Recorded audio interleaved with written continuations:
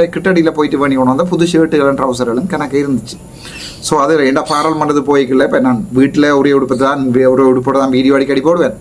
So ஒரு 5-6 ட்ரௌசரும் 2 டெனிமும் ஒரு 3-4 shirt பண்ணி கொண்டு வந்தான். ஸோ அதை அந்த டக்குகளை வெட்டி வெப்பம் பண்ணி இந்த 6 நிமிஷத்தில் வெட்டி யோசிச்சு பார்த்தேன். என்னுடைய கதை உங்களுக்கு சொல்கிறேன்னு கேளுங்க. நான் இது ஒரு தனி கதையாக போடணும்னு நினச்சேன்னா நான் போட விரும்பலை. ஒரு காலத்தில் சின்னல்ல நாங்கள் இடம்பெயர்ந்து போயிருக்கைகளில் எனக்கு இந்த மெட்டீரியல் தொடைகளையும் அந்த ஞாபகம் தான் வந்தது. அம்மாவோட ஞாபகம், பெரியம்மான ஞாபகம் வந்தது. 97ஆம் ஆண்டு நாங்கள் பெரியம்மா வீட்டில் வந்து 500 பிரிகேட்டுக்கு முன்னால் இருக்கிறோம். அது அம்மாவுக்கு பாதிக்காணி, பெரியம்மாவுக்கு பாதிக்கிட்டு இருந்தது. பெரியம்மாவுக்கு சின்னடி அம்மா கொடுத்துட்டா. ஸோ பெரியம்மாக்கள் வெளிநாடு போயிட்டோம். லண்டனில் இருந்தவே நாங்கள் அந்த வீட்டில் பிறந்தாம் வீட்டில் வந்து இருக்கிறோம். எனக்கு இப்போ ஞாபகம் இருக்குது. அதுக்கு முதல் நாங்கள் இருந்தது நல்லூர் அடியில் ஒரு 360 இல்லை சங்கிலியன் வீதியில் 32 சங்கிலியன் வீதி நல்லூர். அந்த இடத்துல நாங்கள் வாடகைக்கு இருந்தாங்க. அந்த நேரத்தில் தீபாவளி வேறு உங்களுக்கு தெரியும் உங்களுக்கு. ஸோ தீபாவளி நேரத்தில் இப்போ நாங்கள் அந்த கிரவுண்டில் ஒரு கிரவுண்டு பக்கத்தில் வீடு. ஸோ தீபாவளி என்ன எல்லோரும் புது உடுப்பு போட்டு வருவாங்க. ஸோ நான் அம்மாட்ட கேட்குறேன், நம்ம நாளைக்கு தீபாவளி ஆமாண்ணே என்ன புது உடுப்பு இருக்குன்னு. பிள்ளை புது உடுப்பு இருக்குது வேணியந்திருக்கேனம்மா என்று சொல்லி அம்மா தந்தா. காட்டுங்க புது உடுப்பை சின்னல. அந்த சரியான கவலையோடு தான் இந்த வீடியோ போடுறேன்னா. ஆனால் இத்தனைக்கும் 10-15 ஓடி பெருமதியான காணிக்கு சொத்தக்காரன். நான் இந்த கதையை உங்களுக்கு சொல்கிறேன். ஒரு இதாக இருக்கட்டும் உங்களுக்கு. அம்மா காட்டுங்கன்னு சொல்லி ஒரு மஞ்சள் கலர் ஷர்ட் எனக்கு ஞாபகம் இருக்குது. இந்த இடத்துல கரை இருந்தது. சரிதானே, ஷர்ட்டு புதுசாக இருந்தது. இந்த இடத்துல கரை இருந்தது. ஒரு பட்டன் வந்து வேறு கலரில் நூலால் தைக்கப்பட்டிருந்தது. ஒரு பட்டன் இடையில வேறு கலர் நூலால் தைச்சிருந்தது. அப்போ நான் அம்மாட்ட கேட்டேன், என்னம்மா இப்படி உடுப்பு தந்திருக்கேன் கடையில், இதில் கரை ஊத்தையாக இருக்கு, ஆனால் நல்ல வாசம் வருது. ஏனென்றால் வண்ணான்ட்டு அல்லது டோபிகிட்ட கொடுத்து, டோபி தான் அந்த காலத்தில் வந்து கொண்டு போய் துவச்சோண்டு வர டோபிகிட்ட கொடுத்து அதை அயன் பண்ணி நீட்டாக புதுசு மேலே தான் இருக்குது. அம்மா சொன்னால் உமக்கு அதை போடும்போது இதுதான் இந்த முறை எங்களுக்கு போடுறதுக்கு, அம்மா பிள்ளைக்கு தான் இந்த முறை புது உடுப்பேன். அப்போ நாங்கள் நம்ம இது புதுசாக இல்லாட்டி அண்ணா மேட்டையாட்டின்னு எடுத்து நீங்கள் டோபிகிட்ட கொடுத்து தந்துருக்குவீங்களான்னு. அம்மா என்ன பேர் சொல்லுதே இல்லை சொன்னாது இல்லை, அது பிறந்தாமன் நான் போட்ட ஷர்ட்டு. இந்த முறை அப்பா காசு போடல கிளிநொச்சியில் இருந்து, அதால் பிள்ளைக்கு ஷர்ட்டு வேண்ட காசு இல்லை போடுமோன்னு. நான் ஒன்றுமே கதைக்கல, அதை போட்டுட்டு தான் போனேன். பெடிக்க நக்கல் அடித்தவங்கள அந்த நேரத்தில். சார் என்ன மச்சான் புது உடுப்போடு வருவேன்னு பார்த்தால் வெளுத்த உடுப்போடு வரேன்ட்டு. அப்போ நான் நினைக்கிறேன் அறிவொழியில் படித்து கொண்டிருக்கிறேன். உங்களுக்கு அறிவொழியில் யாராவது படிச்சிங்களோ தெரியாது. நல்லூர் அடியில் அறிவொழி கிரவுண்ட் ஒன்றும் இருந்தது. அறிவொழியில் அந்த ஆமிக்காரோட கேம்பு பக்கத்து டியூஷனில் படித்து கொண்டிருக்கிறேன். நான் நினைக்கிறேன் அது ஏட்ட கிளாஸ் என்று சொன்னால் ஒரு ஜியோகிராஃபி கிளாஸ், பேர் சொல்ல விரும்பல, கௌசல்யாவுடைய ஃப்ரெண்டு அப்பான்ற கிளாஸில் 97ஆம் ஆண்டு கதை இது. சரிதானே. ஸோ எல்லா கிளாஸில் எல்லாருமே புது உடுப்பு, புது ஷார்ட்ஸ், புது ஷர்ட்டோட, நான் பழைய ஷார்ட்ஸோட இந்த டோபிகிட்ட கொடுத்து எடுத்த அந்த என்ன சொல்கிற ட்ரை கிளீன், இப்போ இல்லை ட்ரை கிளீன் அந்த இடத்துல டோபிகிட்ட போட்டு வந்ததுன்னு சொல்கிறேன். சொல்கிற போயிருக்கீங்களே கிளாஸில் நக்கல் அடிக்கிறாங்க படிக்காங்க. நானே சிரிச்சு விடுவே இருக்கிறேன். சரிதானே. அப்படி ஒரு காலம் 97ஆம் ஆண்டு. என் அப்பா கிளிநொச்சிகளில் அப்பா இயக்கத்தில் காவல்துறையில் அப்பாவுக்கு 5000 ரூபா சம்பளம் பெறும். அப்போ 3000 ரூபா இன்னும் சம்பளம் வராது. அண்ணா மேருக்கு பேர்சரி 3000 வராது. அண்ணாக்கு பேர்சரி 3000 ரூபா வராது, 6000 ரூபா. அதுதான் எங்கள்கிட்ட வீட்டுக்குரிய அந்த நேரத்தில் இந்த அம்மா சமாளிக்கக்கூடிய அம்மாவோட நகை சகல 90 பவுன் நகை அம்மாவுக்கு சீதனம். அம்மாவுக்கு 90 பவுன் நினைச்சா கவலை வேறு. அந்த நினைச்சு அவ்வளோ கஷ்டத்தில் வளர்த்து விட்டு போயிருக்குது. 90 பவுன் நகை சீதனம். அதே நேரத்தில் வந்து 73 பிறப்புக்கு மேலே பிறப்பு காணி. எங்களுக்கு 4 தியேட்டர் இருந்தாடாப்பா பரம்பரைக்கு. அம்மாவுக்கு 73 பிறப்போ இன்னமும் காணி. இங்கே 36, அங்கே 20, 56, அதை அங்கே 8, 62, 73 பிறப்புக்கு மேலே. அதையும் கூட வயல் காணிகள் எல்லாத்தையும் சேர்த்து 80-90 பிறப்பு காணிகள் கொடுத்துட்டு போயிருந்தது சீதனம் மாமாவுக்கு. அதை விட மாமா சில்லாலைகளை உண்டு தெரியாமல் எழுதினது, சங்கானைக்குள்ள அம்மாண்ட பேரில் இருந்த எல்லாம் தாண்டா 100 பிறப்பு காணிக்கு மேலே 90-100 பவுன். அம்மா அடிக்கடி சொல்லுவாள் 100 பவுனோ ஏதோ உண்டு தனக்கு சீதனமாக தந்தது. விளாண்டே பரம்பரையிலேயே தனக்கு தான் கூட சீதனம் தந்தேன். ஆனால் அது பேர் அப்பா 87ஆம் ஆண்டு இயக்கத்துக்கு போன பிறகு நாங்கள் எல்லாத்தையுமே இழந்து, சரியான ஒரு கவலை அந்த நேரத்தில், எல்லாத்தையுமே இழந்து அப்பா இயக்கத்தில் 87ஆம் ஆண்டு போய் அப்படி இயக்கத்தோடு போயிட்டேன். நான் 5 அண்ணா மேரையும் என்னையும் அம்மா சின்னல்ல கஷ்டப்பட்டு தான் வளர்த்தவ. சரியான கஷ்டம் சின்னல்ல. சரி தானே. எனக்கு ஞாபகம் இருக்குது 92ஆம் ஆண்டு 91ஆம் ஆண்டு சங்கானையில் இருந்து நாங்கள் சாப்பாடு இல்லைன்னு நான் அழுது அண்ணாவை ஏற்றி தென்னை மரத்தில் தேங்காய் எப்படிங்க சொன்னா கண்ணானா வைத்து தேங்காய் எப்படிங்க சொல்ல கண்ணானா தேங்காய் குத்தைக்குள்ள அலவாங்கள இந்த கைக்குள்ள குத்தி இப்போ யாருக்காவது இந்த வீடியோ பார்த்தால் ராமநாதன் கண்ணா லண்டனில் தான் இருக்கிறார். அவர்கிட்ட கையில் காயம் இருக்குமா நினைக்கிறேன். பேரம் போட்டுருக்காரு. அம்மாவுக்கு குத்தினதோ அண்ணாவுக்கு குத்தினதோ ஞாபகம் இல்லை. அம்மாவோட கை தான் கிழிஞ்சிருந்தேன் நினைக்கிறேன். அம்மாவோட கை தான் கிழிஞ்சிருந்தேன் நினைக்கிறேன். ஞாபகம் இல்லை. நானும் அம்மாவும் அண்ணாவும் தேங்காய் பிடிக்கணும்னா அந்த தேங்காய் பூவில் சீனியை போட்டு சம்பளம் ஒரு பானம் செய்யுது அதுக்கு வெறும் திண்ணையில் அதுதானே. வணக்கம், நான் டாக்டர் ராமநாதன். 2026 ஆண்டு ஜூலை மாதம் 9ஆம் தேதி வளமையா ஒரு நாளைக்கு 5-6 வீடியோ போடுறேன். இப்போது அதை நான் சமரைஸ் பண்ணி ஒரு மத்தியானம் போல ஒரு முக்கியமான ஒரு வீடியோ இரவுல 9 மணி லைவ் இந்த ரெண்டையும் போடுறதுக்கு தான் நான் ட்ரை பண்ணியிருக்கிறேன். இன்றைய காலம் ஒரு வீடியோ போட்டிருக்கேன். எங்கள்ட சொல்ல வரம்பையில MNOக்கு அடுத்த வாரையில இச்சா சம்பந்தமாக திருப்பியும் எக்கச்சக்கமான வீடியோக்களை நான் பார்க்கிறேன். சனம் குழம்பி இருக்குது, வெளிநாட்டுல இருக்கிற சனம் குழம்பி இருக்குது. ஆனா இந்தியா டாபிக் அதல்ல. இந்தியா டாபிக் வடக்கு கிழக்கு தமிழருடைய தாயக பிரதேசம் என்றதை NBP ஏற்றுக்கொள்ளுதா இல்லையா, அதாவது வடக்க நாங்க டெவலப் பண்ண NBP விடுமா இல்லையான்றத சாணக்கியனுடைய இந்த ஒத்திவைப்பு வேலை பிரேரணையில இருந்து விளங்கி கொண்ட விதம் தொடர்பாக நாங்களே கதைக்க போறோம். சாணக்கியனோட குழுவல், சாணக்கியனை பற்றி உங்களுக்கு எத்தனை தரம் கிழிச்சு வீடியோ போட்டிருக்கேன். ஆனால் அதற்காக சாணக்கியனுடைய ஸ்பீச்சை இதுல நான் போடக்கூடாது என்று இல்லை. அதாவது போடுறதால கிழக்கு மாநிலத்துல சாணக்கிய ஓட் கூடுமா இருந்தால் அது பரவாயில்லை. கிழக்கு மாநிலத்துல வரட்டும். எனக்கு நான் இன்றைக்கு கிழக்கு மாநிலத்துல இறங்குறோம் அன்றைக்கு வேறு பிரச்சனை. பட் ஒருவாருடைய கருத்தை பிளபிளையா எல்லாம் திரிச்சு போடுற IBC ஊடகம் இல்லை. இது ராமநாதன் அர்ச்சுனாவினுடைய அரசியல் கருத்து. அவை இந்த பிரேரணையை கொண்டு வந்ததே சாணக்கியன் ராசமாணிக்கம் ராஜபுத்திரன் தான். சாணக்கியன் கொண்டு வந்த இந்த பிரேரணைய நான் சாணக்கியன் வாய்ஸ் இல்லாம சாணக்கியன் ஸ்பீச் இல்லாம நான் போட்டால் அது படுகேவலமானதாக இருக்கு. நீங்க கொஞ்சம் ட்ரையல்கள் பார்த்திருப்பீங்க. அதான் என்னென்றால் பார்லிமெண்ட்டுக்கு உள்ளுக்குள்ள இருக்கைக்குள்ளதான் என்ன நடந்த என்கிறத உண்மையான விடயத்தை அந்த இன்ட்ரெஸ்டிங்கா சொல்லல. பார்லிமெண்ட்டுக்கு வெளியில இருந்து கொண்டு என்ன நடந்த என்ற விடயத்தை இன்ட்ரெஸ்டிங்கா யாராலையுமே சொல்ல இயலாது. அது உங்களுக்கு வடிவ விளையங்கணும். அதாவது பார்லிமெண்ட்டுக்கு உள்ளுக்குள்ள இருந்தா தான் சில விடயங்களை இன்ட்ரெஸ்டிங்கா என்ன நடந்தது எப்படி நடக்கிறது என்கிற விடயங்களை கதைக்கலாம். சரிதானே?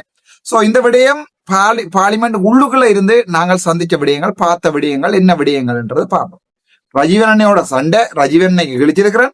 அதுக்கு பிறகு நான் வடக்கு கிழக்கு சம்பந்தமாக கதைச்சது தொடர்பாக அவற்றை MP ஒரு எழுப்பி சொல்லியிருக்கிறார். அப்படியெல்லாம் வடக்கு கிழக்கு எல்லாத்தையும் வடக்க முக்கியமா மெத்துமாட்ட உத்தரவாதன்றது என்ன அப்படி, அதாவது வடக்க நாங்கள் அப்படி தனியா அபிவிருத்தி செய்யலாம் விடையிலாது. இது ஒரு நாடு, நாங்கள் ஸ்ரீலங்கா பிரவாசியோ அப்படி இப்படின்னு கதைச்சிருக்கிறார்.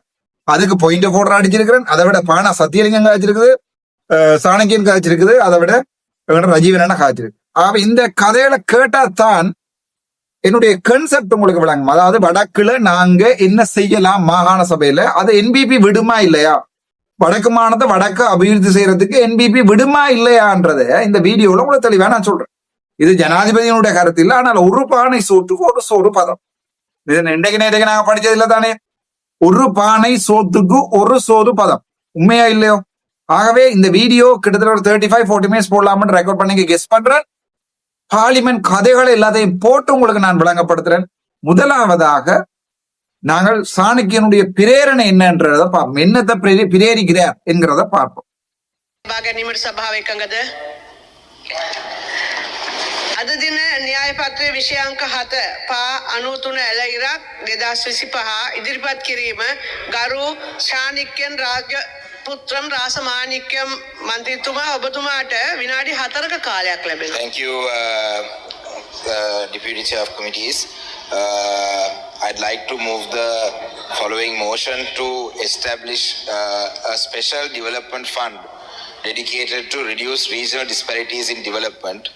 That this Parliament resolves that the Government of Sri Lanka should take steps to establish a national development fund for lagging regions such as the Northern Province, Eastern Province, Mundragara District, and Norre District to mobilize contributions from government, bilateral and multilateral partners, private investors, and philanthropic donors with a target size of $250 million over a period of 10 to plus another 2 years. Honorable Chair, this is a very important matter, and we have tried to set up a development fund to develop this country for the last 6 years since I got elected as a member of parliament. Under the government of Gotabaya Rajapaksa, we tried to establish this development fund. Unfortunately, we didn't have a lot of progress. Under Prime Minister Ranil Wickremesinghe, when he became president, we tried for a couple of years. We couldn't set it up. And under this government also, we have been trying for 2 years to actually set up a development fund. Now, at this point only, I'm moving this motion in this parliament so that parliament adopts that there is a need for such a development fund. At least in that scenario, that we will have this development fund established. இந்த வடக்கு கிழக்கு மாத்திரமல்லாமல் பின்தங்கிய பிரதேசங்களை அபிவிருத்தி செய்வதற்கு தேவையான ஒரு அபிவிருத்தி நிதியம் ஒன்றை உருவாக்க வேண்டும் என்றதின் அடிப்படையிலே தான் இந்த தனிநபர் பிரேரணையை நான் இந்த சபைக்கு முன்வைத்திருக்கின்றேன். கௌரவ தலைமை தாங்கும் உறுப்பினர்கள், உங்களுக்கு தெரியும், நாட்டிலே அரசாங்கத்தின் ஊடாக அரசாங்க நிதியை மாத்திரம் வைத்துக்கொண்டு, ட்ரெஷரியிலே இருக்கிற நிதியை மாத்திரம் வைத்துக்கொண்டு 30 வருடத்துக்கு மேலாக யுத்தத்தால பாதிக்கப்பட்ட பிரதேசங்கள் 200-300 ஆண்டுகளாக பின்னடைவிலே இருக்கிற மலைய பிரதேசங்களை அபிவிருத்தி செய்வது ஒரு கடினமான விஷயம்.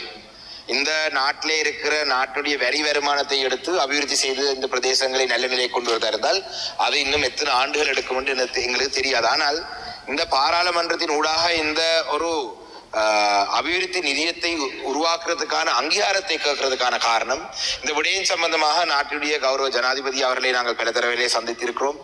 இது சம்பந்தமாக நிதி பிரதி அமைச்சர் நிதி சம்பந்தமான பிரதி அமைச்சரை சந்தித்திருக்கிறோம். இந்த அபிவிருத்தி நிதியம் ஒன்றை நாங்கள் உண்மையிலேயே உருவாக்கினால் அந்த அபிவிருத்தி நிதியம் ஊடாக அந்த அபிவிருத்தி நிதியத்தினூடாக எங்களுடைய நாட்டிலே அனைத்து பிரதேசங்களை நாங்கள் அபிவிருத்தி செய்யலாம். Countries, if we set up this fund, honorable chair, we can ask donors like World Bank, ADB Bank and many other donors, multilaterals, to invest in this and to fund the country's development. So I hope that this parliament agrees to do that, because in the backdrop of the provincial councils not being there, at least if the provincial councils were there, we could have brought in some funds. And the provincial council also, my colleague Dr. Sathilingam will speak more on how the provincial council doesn't have enough financial powers to enable such a decision. At least if the provincial council was there, we can try and push it through the provincial council. In a situation where the provincial council's elections also haven't happened, there is no other avenue for Tamil speaking members to contribute to the development of this country. So in that sense, I move this motion and I hope that Parliament will approve. Thank you. இதுல சாணக்கியன் சொன்னதனுடைய அந்த சின்ன தமிழாக்கத்தை மட்டும் சொல்லுறேன். சாணக்கியன் சொல்லுது, வடக்கு கிழக்கு மட்டுமல்ல, வடிவாவை நான் சொல்றேன். நான் சில நேரங்கள் என்னில பிள்ளையா இருந்தா கூட என்று நீங்க யோசிப்பீங்க தானே, அவை வடிவா சொல்றேன். வடக்கு கிழக்கு மட்டுமில்ல, தமிழர் வாழ்கின்ற பிரதேசங்கள் தான். அது உண்மையாகவே மொனராகலையா இருக்கலாம், நுவரலியா டிஸ்ட்ரிக்டாக இருக்கலாம், அல்லது வடக்கா இருக்கலாம், கிழக்கு மாகாணமா இருக்கலாம். இவ்வளவுலையும் அபிவிருத்திகளை சமனாக மேற்கொள்றது. ஏனென்றால் உங்களுக்கு தெரியும், நுவரலியாவில தான் வீடுகள் இல்லாமல் லயத்துல மக்கள் வாழுகிறார்கள். யாழ்ப்பாணத்துல, கிளிநொச்சியில, முல்லைத்தீவுல, மட்டக்களப்புல, அம்பாறையில, திருகோணமலையில போரால இந்த அபிவிருத்திகள் இல்லாமத்தான் காலங்காலமாக இருந்தது. ஆகவே சாணக்கியனோட நோக்கம் போரால பாதிக்கப்பட்ட, அதே நேரம் இந்தியாவில இருந்து வந்து இங்கே குடியேறின என்னுடைய தமிழ் இனத்திற்கு ஒரு நிதியம் ஒன்று உருவாக்க வேண்டும் என்பதுதான். ஆனா தமிழருக்கு ஒரு நிதியம் ஒன்று வேணும் என்று கேட்டால் இவங்க அதை எதிர்ப்பாங்க. இனவாதமான ஒரு நிதியமாக அதுகள் பார்க்கப்படும் என்பதால கஷ்டப்பட்ட பிரதேசங்கள் என்று சொல்லி அந்த இதை போட்டிருக்கிறது. அதுதான் ரியாலிட்டி. அதை நீங்க இல்லைன்னு சொல்றீங்களா சாணக்கிய பேச்சில இருந்து? அத எங்களுடைய ரஜீவன் எம்பி அதை எப்படி ஆமோதிக்கிறார் என்கிறதையும், அதுக்குள்ள அவர் வடக்கு வளர்ந்தா இலங்கை வளரும், நுவரலியா வந்தா இது வரும் ஒரு கதையோட கதை பேர். அதை பார்த்து வைங்க. அதுக்கு தான் நான் கொடுத்தேன். அடுத்ததா நான் கொடுத்ததை போட போறேன். முதல் நீங்க ரஜீவன் என்ன சொல்றாருன்றது ஒரு பேரு. ජීවන් ජයචන්ද්‍ර මූර්ති මන්ත්‍රීතුමා, ඔබතුමාට විනාඩි 3ක් කාලය ලැබෙනවා. கௌரவ தலைவர் அவர்களே, இன்று இந்த உயரிய சபையில் கௌரவ சாணக்கியன் ராசமாணிக்க அவர்களால் முன்வைக்கப்பட்டுள்ள பிராந்திய வேறுபாடுகளை குறைப்பதற்கான சிறப்பு மேம்பாட்டு நிதியத்தை உருவாக்குதல் என்ற தனிநபர் பிரேரணையை தேசிய மக்கள் சக்தி அரசாங்கத்தின் சார்பில் நான் மனதார வரவேற்கின்றேன். முதலில் நாட்டின் பல்வேறு பகுதிகளில் காணப்படுகின்ற அபிவிருத்தி இடைவெளிகள் தொடர்பில் இந்த பாராளுமன்றத்தின் கவனத்தை ஈர்ந்து ஒரு முக்கியமான தேசிய விவாதத்தை ஆரம்பித்தமைக்காக கௌரவ சாணக்கியன் ராசமாணிக்கம் அவர்களுக்கு எனது பாராட்டுகளை தெரிவித்துக் கொள்கின்றேன். ஒரு மக்கள் பிரதிநிதியின் பொறுப்பு என்பது ஒரு பிரதேசத்தின் பிரச்சனைகளை மட்டும் முன்வைப்பதல்ல, மாறாக நாட்டின் ஒட்டுமொத்த முன்னேற்றத்துக்கான தீர்வுகளை முன்வைப்பதாகும். அந்த வகையில் பிராந்திய சமத்துவம் தொடர்பான இந்த பிரேரணை முக்கியத்துவம் வாய்ந்ததாகும். இலங்கையின் அபிவிருத்தி பயணத்தில் சில பிரதேசங்கள் வரலாற்று ரீதியாக பல்வேறு காரணங்களால் பின்தங்கியுள்ளது. வடக்கு கிழக்கில் ஏற்பட்ட நீண்டகால மோதலின் தாக்கம், கிராமப்புற பொருளாதார சவால்கள், முதலீட்டு வாய்ப்புகளின் குறைபாடுகள் மற்றும் உட்கமைப்பு தேவைகள் ஆகியன பல சந்தர்ப்பங்களில் இன்னும் காணப்படுகின்றன. இந்த பிரச்சனைகளை நாம் ஒரு பிரதேசத்தின் அல்லது சமூகத்தின் பிரச்சனையாக மட்டும் பார்க்க முடியாது. அது முழு இலங்கையின் தேசிய அபிவிருத்திக்கான சவாலாகும். ஏனெனில் ஒரு பகுதி பின்தங்கி இருக்கும் போது முழுமையான தேசிய முன்னேற்றத்தை நாம் அடைய முடியாது. எனவேதான் இப்பொழுது எங்களுடைய நிலைப்பாடு தெளிவாக இருக்கின்றது. நாங்கள் பொலிட்டீசியன் சென்டர்ட் டெவலப்மெண்டை உருவாக்குவதற்காக இல்ல, பீப்புள் சென்டர்ட் டெவலப்மெண்டை தான் உருவாக்க நாங்கள் பார்க்கின்றோம். அதாவது அரசியல்வாதியை மையப்படுத்திய அபிவிருத்தி அல்ல, மக்களை மையப்படுத்திய அபிவிருத்தி ஆகும். கௌரவ உறுப்பினர்களே, நமது நாட்டின் நிதி நிர்வாகத்தில் பிஸ்கல் டிசிப்ளின், டிரான்ஸ்பரன்சி, அக்கவுண்டபிலிட்டி ஆகியவை மிகவும் முக்கியமானவையாகும். மக்களுக்காக ஒதுக்கப்படுகின்ற ஒவ்வொரு ரூபாயும் சரியான பயனாளிக்கும் சென்றடைய வேண்டும் என்பதே அரசாங்கத்தின் நிலைப்பாடாகும். அதனால் தான் தேசிய மக்கள் சக்தி அரசாங்கம் அரசியல் தலையீடுகளற்ற திட்டமிட்ட தேவை அடிப்படையாக கொண்ட அபிவிருத்தி முறையை முன்னெடுக்கின்றது. அபிவிருத்தி அணுகுமுறை 3 முக்கிய தூண்களை அடிப்படையாக கொண்டது. ஒன்று இன்ஃப்ராஸ்ட்ரக்சர் டெவலப்மெண்ட், இரண்டாவது எக்கனாமிக் எம்பவர்மெண்ட், மூன்றாவது ஹியூமன் கேபிட்டல் டெவலப்மெண்ட். கல்வி, திறன், பயிற்சி மற்றும் தொழில்நுட்ப அறிவு மூலம் இளைஞர்களின் எதிர்காலத்தை வலுவூட்டுவது. யாழ்ப்பாணம், கிளிநொச்சி மாவட்டங்களை பிரதிநிதித்துவப்படுத்துகின்ற பாராளுமன்ற உறுப்பினர் என்ற வகையிலே வடக்கின் தேவையை நான் நன்கு அறிவேன். அத்துடன் வடக்கின் வளர்ச்சி என்பது நாட்டின் ஏனைய பகுதிகளின் வளர்ச்சிக்கு எதிரானதல்ல. Northern development is national development. வடக்கு வளர்ந்தால் இலங்கை வளர்கின்றது, கிழக்கு வளர்ந்தால் இலங்கை வளர்கின்றது, மலையகம் வளர்ந்தால் இலங்கை வளர்கின்றது. எனவேதான் இறுதியாக கௌரவ சாணக்கியன் ராசமாணிக்கம் அவர்களின் இந்த பிரேரணைக்கு மீண்டும் எனது பாராட்டை தெரிவித்துக் கொள்கின்றேன். இந்த பிரேரணையை அரசாங்கத்துக்கு எதிரானது என்று கருத மாட்டோம். மாறாக நாட்டின் பிராந்திய சமத்துவம் தொடர்பான ஒரு முக்கியமான தேசிய உரையாடலாக பார்க்கின்றோம். இந்த பிரேரணையில் உள்ள மக்களிடம் சார்ந்த கருத்துக்களை எமது அபிவிருத்தி திட்டங்கள் இணைத்து முன்னெடுக்க அரசாங்கம் தயாராக உள்ளது. நமது இலக்கு ஒரு குழந்தையின் எதிர்காலம், அது பிறந்திடத்தில் தீர்மானிக்கப்படாத இலங்கை, ஒரு இளைஞனின் வாய்ப்பு, அவன் வாழும் பிரதேசத்தால் மட்டுப்படாத இலங்கை, அனைத்து மக்களுக்கும் equal opportunity, equal dignity, equal development கிடைக்கும் புதிய இலங்கையை உருவாக்குவதே எமது நிலைப்பாடு. நன்றி. ഉണ്മയെ ചൊല്ലാണ്ടാൽ ரஜீவன் சாணக்கியன் ஏன் பானா சத்தியலிங்கத்தின் இவர்களுடைய கருத்துக்களை இந்த யூடியூப்ல நான் போடக்கூடாது. அவங்களுக்கு ஓட் போயிடும் விளையாங்க. சோ அவங்களுக்கு ஓட் போச்சுட்டா எந்த ஓட் குறைஞ்சிடும், அரசியல் அவங்க நின்றுவாங்க, நான் இல்லாம போயிடுவேன், எனக்கு வடக்குமான சபை அப்படின்னா சில்லறை போட்டி செய்யறவன் இல்லடா நான். இது என்னுடைய சொந்த யூடியூப், ஆனால் அதை என்னுடைய அரசியல் கருத்துக்களை சொல்றதுக்குரிய யூடியூப். ஆனா நான் அது ரஜீவன் இண்டியா இருக்கட்டும், அது சாணக்கியண்டியா இருக்கட்டும், சத்தியலிங்கண்டியா இருக்கட்டும், எவன் இனத்துக்கு உண்மையானவன்ன்றத எங்களுடைய தமிழ் சனம் தீர்மானிக்கிறதாக இருந்தால் நாங்கள் அவ சொல்றதையும் போட வேணும், நான் சொல்றதையும் போட வேணும், ரஜீவன் சொல்றதையும் போட சொல்ல வேணும், சாணக்கியன் சொல்றதையும் போட வேணும். சனம்தான் தீர்மானிக்கணும் யார் இனத்துக்கு உண்மையானவன், உண்மையாகவே இனத்தின் அரசியல் தீர்வுக்காக, இனத்தினுடைய அபிவிருத்திக்காக யார் போராடுகிறான் என்கிறத சனம்தான் ராசா தீர்மானிக்கணும். நான் அதுக்கேற்ற மாதிரி வெட்டி வெட்டி வெட்டி வெட்டி அர்ஜுனா ராமனான் ஒரு கள்ளன் வீடியோ எடுத்து அதை கொண்டே சாவச்சேரியில அர்ஜுனாவுக்கு இப்ப வாக்கில்லை என்று சொல்லி ஒரு அதை கிழிச்சிருக்காங்க அந்த ஐபிசிஎல் பாக்குற வேலைகளுக்கு. சரிதானே, வாக்கில்லை என்று சொல்லி ஒரு கஷ்டப்பட்டு 5 பேருக்கு 5000 ரூபாய் கொடுத்து போட்டு வீடியோ எடுத்து போட்டு இப்படி பிச்சை வேலை பாக்குறவன் ராமநாதன் அர்ஜுனா இல்ல, உங்களுக்கு தெரியும் போது. சரி, இந்த மாதிரியான பிச்சை வேலை பாக்குற பிச்சாடி இல்ல நான். பீச்சாக பிரிஞ்சிருக்குது, போய் பாருங்க நீங்க, அது வேற பிரச்சனை. சரிதான், இன்றைக்கும் வீடியோ போட்டு கொண்டிருக்காங்க, நான் அதை போட விரும்பல. என்னென்றால் அப்படி அந்த அளவு கேவலமான ஆள் நான் இல்லை. சோ ஒரு விடயத்தை நீங்க வடிவ விலகி கொள்ளணும். இந்த அரசியல், இந்த அரசியல்ல நாங்க இவ்வளவுக்கு இவ்வளவு உண்மையா இருக்கிறோம்ன்றதை, நேர்மையா இருக்கிறோம்ன்றதை, மக்களுக்கு நேர்மையா இருக்கிறோம்ன்றதை காட்டுவதாக இருந்தால் நாங்கள் மற்றவன் கதைக்கிற விடயங்களை ஒழிக்க கூடாது. இப்ப ரஜீவன் கதைக்கிற விடயங்களை ஒழிக்க கூடாது. அவர் 2 பேஸ்க்குள்ள போடணும். எல்லாரும் என்ன செய்யறா, சுயநலமா நான் கதைக்கிறது மட்டும் தான் போடுறேன். நான் அப்படி இல்லை. நான் என்னுடைய கருத்தையும் சொல்றேன் போடுறேன், மற்றவர்களுடைய கருத்தையும் போடுறேன். சரி, என்னுடைய கருத்தை பார்த்துட்டு இவன் ஜோசிபினமோன் கத்துறான், சும்மா கதைக்கிறான், பிரபாரண்டு கதைக்கிறான். பிரபாரண்ட பேரை சொல்லி போட்டுனாமன்ட்டு ஒரு அந்த என்னது பிலாப்பழம் வெட்டி வைக்கிறது காய்ச்சிருக்கு. வீடியோ நான் பார்க்கல, மேலால பார்த்தேன். எங்களுக்கு அப்படி தேவையில்லை, விளையாஞ்சா உங்களுக்கு எங்களுக்கு அப்படி தேவையில்லை. சிங்களவனுக்கு தெரியும் நான் கடவுள் என்று சொல்றேன். தேசிய தலைவர் பிரபாகரனை கடவுள் என்று நான் சொல்றேன். ஒவ்வொரு சிங்களவனுக்கு தெரியும். அதெல்லாம் நீ உங்க இருந்து வீடியோ போடுறதால நாங்கள் மாற போறதும் இல்லை, ஒன்று செய்ய போறதும் இல்லை. நான் ஒரு வடிவா விளங்கி ஒரு விஷயத்தை என்னென்றால், இப்ப ரஜீவனனுக்கு இந்த வீடியோவில் நான் கொடுக்க போறேன். முதல் நீங்கள் ஏன் கொடுக்குறன்றத உங்களுக்கு டவுட் ஒன்று வரும் தானே. ஸோ முதல் என்ன கொடுக்குறன்றதை பாருங்க. ரஜீவனனே கொடுக்குறேன்னு ஒரு இது ஏன்னா கோவம் வந்துட்டு என்னடா ரஜீவனனை எழுதி கொண்டு வந்து வாசிச்சு அந்த பாவம், அது வேற பிரச்சனை, அந்த வேற வழி இல்லை. பட் நான் அதை ரஜீவன்னைக்கு கொடுக்கறது மூலம் அரசாங்கத்துக்கு தான் இந்த வெடி கொடுத்துருக்கிறேன். ஏனன்றதை நான் அவருக்கு ஏனென்று இந்த என்ன வெடின்றதை ஒரு பாருங்கோ நான் கொடுக்குறது. ගරු රාමනාගන් අර්ජුනා මන්ත්‍රීතුමා ඔබතුමාට විනාඩි 3ක් කාලයක් ලැබෙනවා.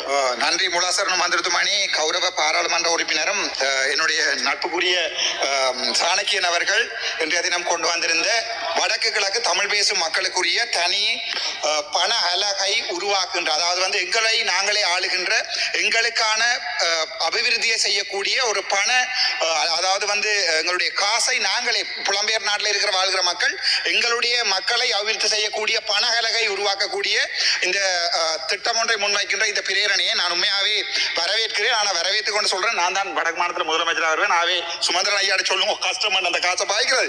ஆனால் ஒன்றை மட்டும் சொல்றேன் என்னென்றால், உண்மையாவே ரஜீவன கூட இதுல கதைச்சார், ஆமோதிச்ச கதைச்சார், சொன்னார் யாழ்ப்பாணம் வளர்ந்துச்சு, இந்தியா இலங்கை வளர்ந்தா வடக்கு வளரும், வடக்கு வளர்ந்தா உங்களோட வண்டி வளரும். அது பிரச்சனை இல்லை. எங்களுக்கு தேவை எங்களுடைய வடக்கு பிரதேசம் சும்மா கூட்டி கொண்டு போய் சனத்தை அங்க காட்டு கொண்டு பிரபாரன் மாதிரி படம் எடுக்கிறது பிரயோசனம் இல்லை. வளர்ச்சி அடைஞ்சவன் 2 வருஷம் என்ன செஞ்சிருக்கீங்க? வடக்கு மாநிலத்தின் எங்க மாகாண சபையை பையும் கொண்டீங்க. நாங்க உங்களுக்கு வடக்கு மாகாண சபை டெவலப் பண்ணி காட்டுறோம். என்னென்றால் இதுல சரியான கவலை என்னென்றால், வடக்கு மாகாணத்துல மாகாண சபையை வைக்க சொல்லக்கூட முன்வரிசையில வந்து சொல்லக்கூட வசதி இல்லாத இருக்கிற நீங்கள் என்னென்ன நீங்க இதுல ஆதரவா கதைக்கலாம். இது சரியான பிழையான விஷயம். என்னென்றால் வடக்கு எங்களுடைய மாகாணம், வடக்கு மாகாணம் முஸ்லிம் தமிழ் சிங்கள மக்களும் கூட வவுனியாவில் வாழ்கின்ற எங்களுடைய மாகாணம். வடக்கு மாகாணத்தில் இருக்கிற அபிவிருத்தியை நாங்கள் பார்த்துக் கொள்றோம். நீங்கள் மாகாண சபையை வச்சா வடக்கு மாகாணத்தில் இருக்கிற 13,000 வீடுகளை கட்டித்தாரேன் பச்சை அடிக்கிறீங்களா ஐயா? பாராளுமன்றத்தில் வந்திருந்தோம். ஆனால் 5 லட்சம் மன்றங்கள் தகரத்துக்கு 10 லட்சம் மன்றங்கள் தகரத்துக்கு, ஆனால் ஒன்றுமே கொடுக்கல. 10,000 கூட ஜனாதிபதி சொல்லியிருக்கிறார். வடக்குல போராள இடம்பெயர்ந்த எங்கே ரஜின போறீங்க இல்லுமோ போராள இடம்பெயர்ந்த மக்களுக்கு நீங்கள் கொடுக்குறீங்கள் வீடுகள் என்று சொல்லி 13,000 வீடுகள் கட்டி கொடுக்குறேன்னு சொல்லியிருக்கிறீங்க. ஆனால் அங்க முள்ளத்தீவுல மக்கள் கோபாவில் විනාඩියක් කාලයක් තියෙන්නේ. நன்றியம்மா, நன்றி. அதே நேரத்தில் போய் பலாலியில போய் பாருங்க, மக்கள் அங்க உண்ணாவிரதம் கிடக்குறாங்க. ஆகவே சும்மா இதுல வந்துடுது வடக்கு வளர்ந்தா நாடு வளர்ந்தா வடக்கு வளர்ந்தா வண்டி வளரும் கதைகள் எந்த பிரயோசனமும் இல்லை. ஒரு மனச்சுத்தியோட கதைக்க தெரியும். நீங்கள் ஜாழ்ப்பாணத்தில் பாராளுமன்ற உறுப்பினராக வந்த நீங்கள் ஒரு மனச்சுத்தி இருக்கணும். என்ன கதைக்கிறோம்ன்றது முதலாவது விளங்கணும். சும்மா எழுதித்தாரத்தில் வாசிக்கிறதுக்கு தான் பாராளுமன்றத்துக்கு வரேன்னு சொன்னா பாராளுமன்றம் தேவையில்லை. அதனால இந்த பாராளுமன்றத்துக்கு நான் போறதுக்கு தயாரா இருக்கேன். இன்னைக்கு கூட நான் இந்த வடக்கு மாகாணத்துல எங்களுடைய 17 வருடங்களாக 2009 தேசிய தலைவர் பிரபாகரன் போனது பிறகு நம்பிக்கை இல்லாம வாழ்ற சமூகத்துக்கு ஒரு நம்பிக்கையை கொண்டு வரணும் தான் உங்கள்ட்ட கேட்கிறோம். உங்களுடைய ஜனாதிபதி வந்தார், ஜம்பரோட நடந்தார், அவர்கிட்ட கேளுங்க வடக்கு மாகாண சபையை வைக்க சொல்லி. ஆள் எழும்பி வெளியால் ஓடிச்சு. இதுதான் எங்களுடைய நாட்டில் இருக்கிற நிலைமை. என்னென்றால் வடக்கு மாநிலத்தில் இவர்கள் அபிவிருத்தி செய்வார்கள் சொல்லி 3 பேருக்கு 93,000 வாக்குகளை கொடுத்த எங்களுடைய தமிழ் சமூகம் இன்றைக்கு பிச்சை எடுக்குது. பலாலியிலையும் கோப்பாப்புலவிலையும் தையட்டிலையும் போய் சனம் பிச்சை எடுக்குது. அழுது அந்த குரல் வசாவிலான்ல உங்களுக்கு மயிலட்டியில் அதில் ஒன்றுமே தெரியல. சும்மா வந்து அங்க முள்கல் வைக்கிறது, இங்க முள்கல் வைக்கிறது, அதுக்கு பிறகு வண்டியை தள்ளி கொண்டு வண்டியை தள்ளி கொண்டு போய் நெடுந்தீவுல நிக்கிறது, அதுக்கு பிறகு மெட்ரோட தள்ளி கொண்டு வந்து திருப்பி யாழ்ப்பாணத்தில் நிக்கிறது. ஆகவே அதுகளை விட்டு போட்டு மக்களுக்கு இனச்சுத்தியோட ஏதாவது 4 வசனங்களை கதைக்க பழகுங்கள். நன்றி. எனக்கு உண்மையாவே கவலை. ரஜீவன்னைக்கு நான் இப்படி பேசினது உதாரணமாக உண்மையா சொல்லணும் என்றால், வடக்கு வளர்ந்தால் இலங்கை வளரும், இலங்கை வளர்ந்தா உலகம் வளரும் என்ற கதைக்கிறதே இதை நான் அதான் பாவம் உண்மையா. ஆனால் நான் கவலைப்படுறேன் அந்த அளவுக்கு நேராக. நான் சும்மா வடக்கு வளர்ந்தா உங்களோட வண்டி வளரும் என்று நான் சொல்றது சில கதைகள் எனக்கு வருகிறது. ரஜீவன் அண்ணன் சொல்றதாக சில கதைகள் வந்து எனக்கு வருகிறது. அதனால் அதை எடுக்கல, நான் அதை லீவ் பண்ணியிருக்கிறேன். ஓகே, அவையிலும் சாப்பிட்டு தின்னத்தானே வேணும். எனக்கு புலம்பெயர் நாடுல இருந்து சனம் லட்சக்கணக்கா கோடிக்கணக்கா கேட்டா அடுத்த நாளே போடும். ரஜீவன் எம்பி மாதிரியான என்ன செய்யறது? நீ அங்க இங்க போய் அது திறந்து வச்சு கறந்து வச்சு அதுல ஒரு கொஞ்சம் காசுல கேசுகளை வேண்டி அந்த ப்ராஜெக்ட் இந்த ப்ராஜெக்ட் அந்த தண்ணி ப்ராஜெக்ட் இந்த தண்ணி ப்ராஜெக்ட் நாளைகள் இதுகளை தான் மனுஷன் சாப்பிடலாம். ஸோ அடியில் வயிற்றுல கை வைக்க கூட என்றால் அரசாங்கம் கொடுக்குறது 100 ரூபாய் ரூபா, ஏதோ 10,000 ரூபா 1 லட்சம் ரூபாயோ 50,000 ரூபாய் காசு தான் அரசாங்கம் கொடுக்குது. ஸோ நாங்கள் எல்லாத்துலயும் கை வைக்க கூடாது. மனசத்தன்மையாக நான் அதுல விட்டுருக்கேன். அது வளமையாக எல்லா எம்பி மேரும் செய்யற கூத்துறது தானே. இப்போ ஊழல்கள் எல்லாத்தையும் ஊழல்னு காய்ச்சாடா இப்ப ஆற கதைக்காக வருது விளைஞ்சு அவங்களுக்கு. ஸோ எனக்கு அது எனக்கு அது மற்றது ஆதாரமும் இல்லை. அதுக்கு அது நேரடியாக ஆதாரம் இல்லை. இப்போ ரஜீவன் எம்பியின் லீலைகள் இமெயில் வருது. ஆனா அதுக்கு நேரடி ஆதாரம் இல்லாம நான் அப்படி கதைக்கிறது சரியில்லை. நான் அப்படி கதைக்கல. ஆனால் இதுல ஏன் கொடுத்திருக்கிறேன் என்றால், இதுல உண்மையாகவே ரஜீவன் எம்பி ஆக்கள் ஏதாவது ஒரு வேலையை செய்யணும் என்றால் நீங்க அரசாங்க கட்சியான அதெல்லாம் உங்களுக்கு இந்த கோவப்பட்டு நான் காய்ச்சிருக்கிறேன். உங்களோட ஒரு கோபம் இல்லை, நான் உங்கள காட்டின கோபம் உங்களுடைய என்பிபி அரசாங்கத்துல காட்டுற கோபம். அதை வடிவா ஞாபகம் வச்சுக்கொள்ளும். நீங்க எவ்வளவுக்கு எவ்வளவு என்பிபிக்கு விசுவாசமோ அந்த அளவுக்கு நான் அவ்வளவுக்கு அவ்வளவு உங்களுக்கு எதிராக தான் இருப்பேன். ஏனண்டா இப்ப நான் இப்ப யோசிக்கிறேன், எனக்கு தெரியல நீங்க ரெசிக்னேஷன் லெட்டர் எழுதி கொடுத்து போட்டுதான் எலெக்ஷனுக்கு வந்தீங்களோ எனக்கு தெரியாது. ஆனா நான் என்ன பாக்குறேன் என்றான்னு, சரி அப்படித்தான் இருந்தா கூட சுப்ரீம் கோர்ட்ல போய் வழக்கு போறது நான் காசு தரேன் ஜனத்திட்ட வேண்டி விளையாங்க உங்களுக்கு. நீங்கள் இந்த என்பிபி அரசாங்கம் வடக்கு மாநிலத்துல சனத்துக்கு ஒன்றும் செய்யலேண்டா நீங்க என்ன செய்யணும் ரஜீவன்?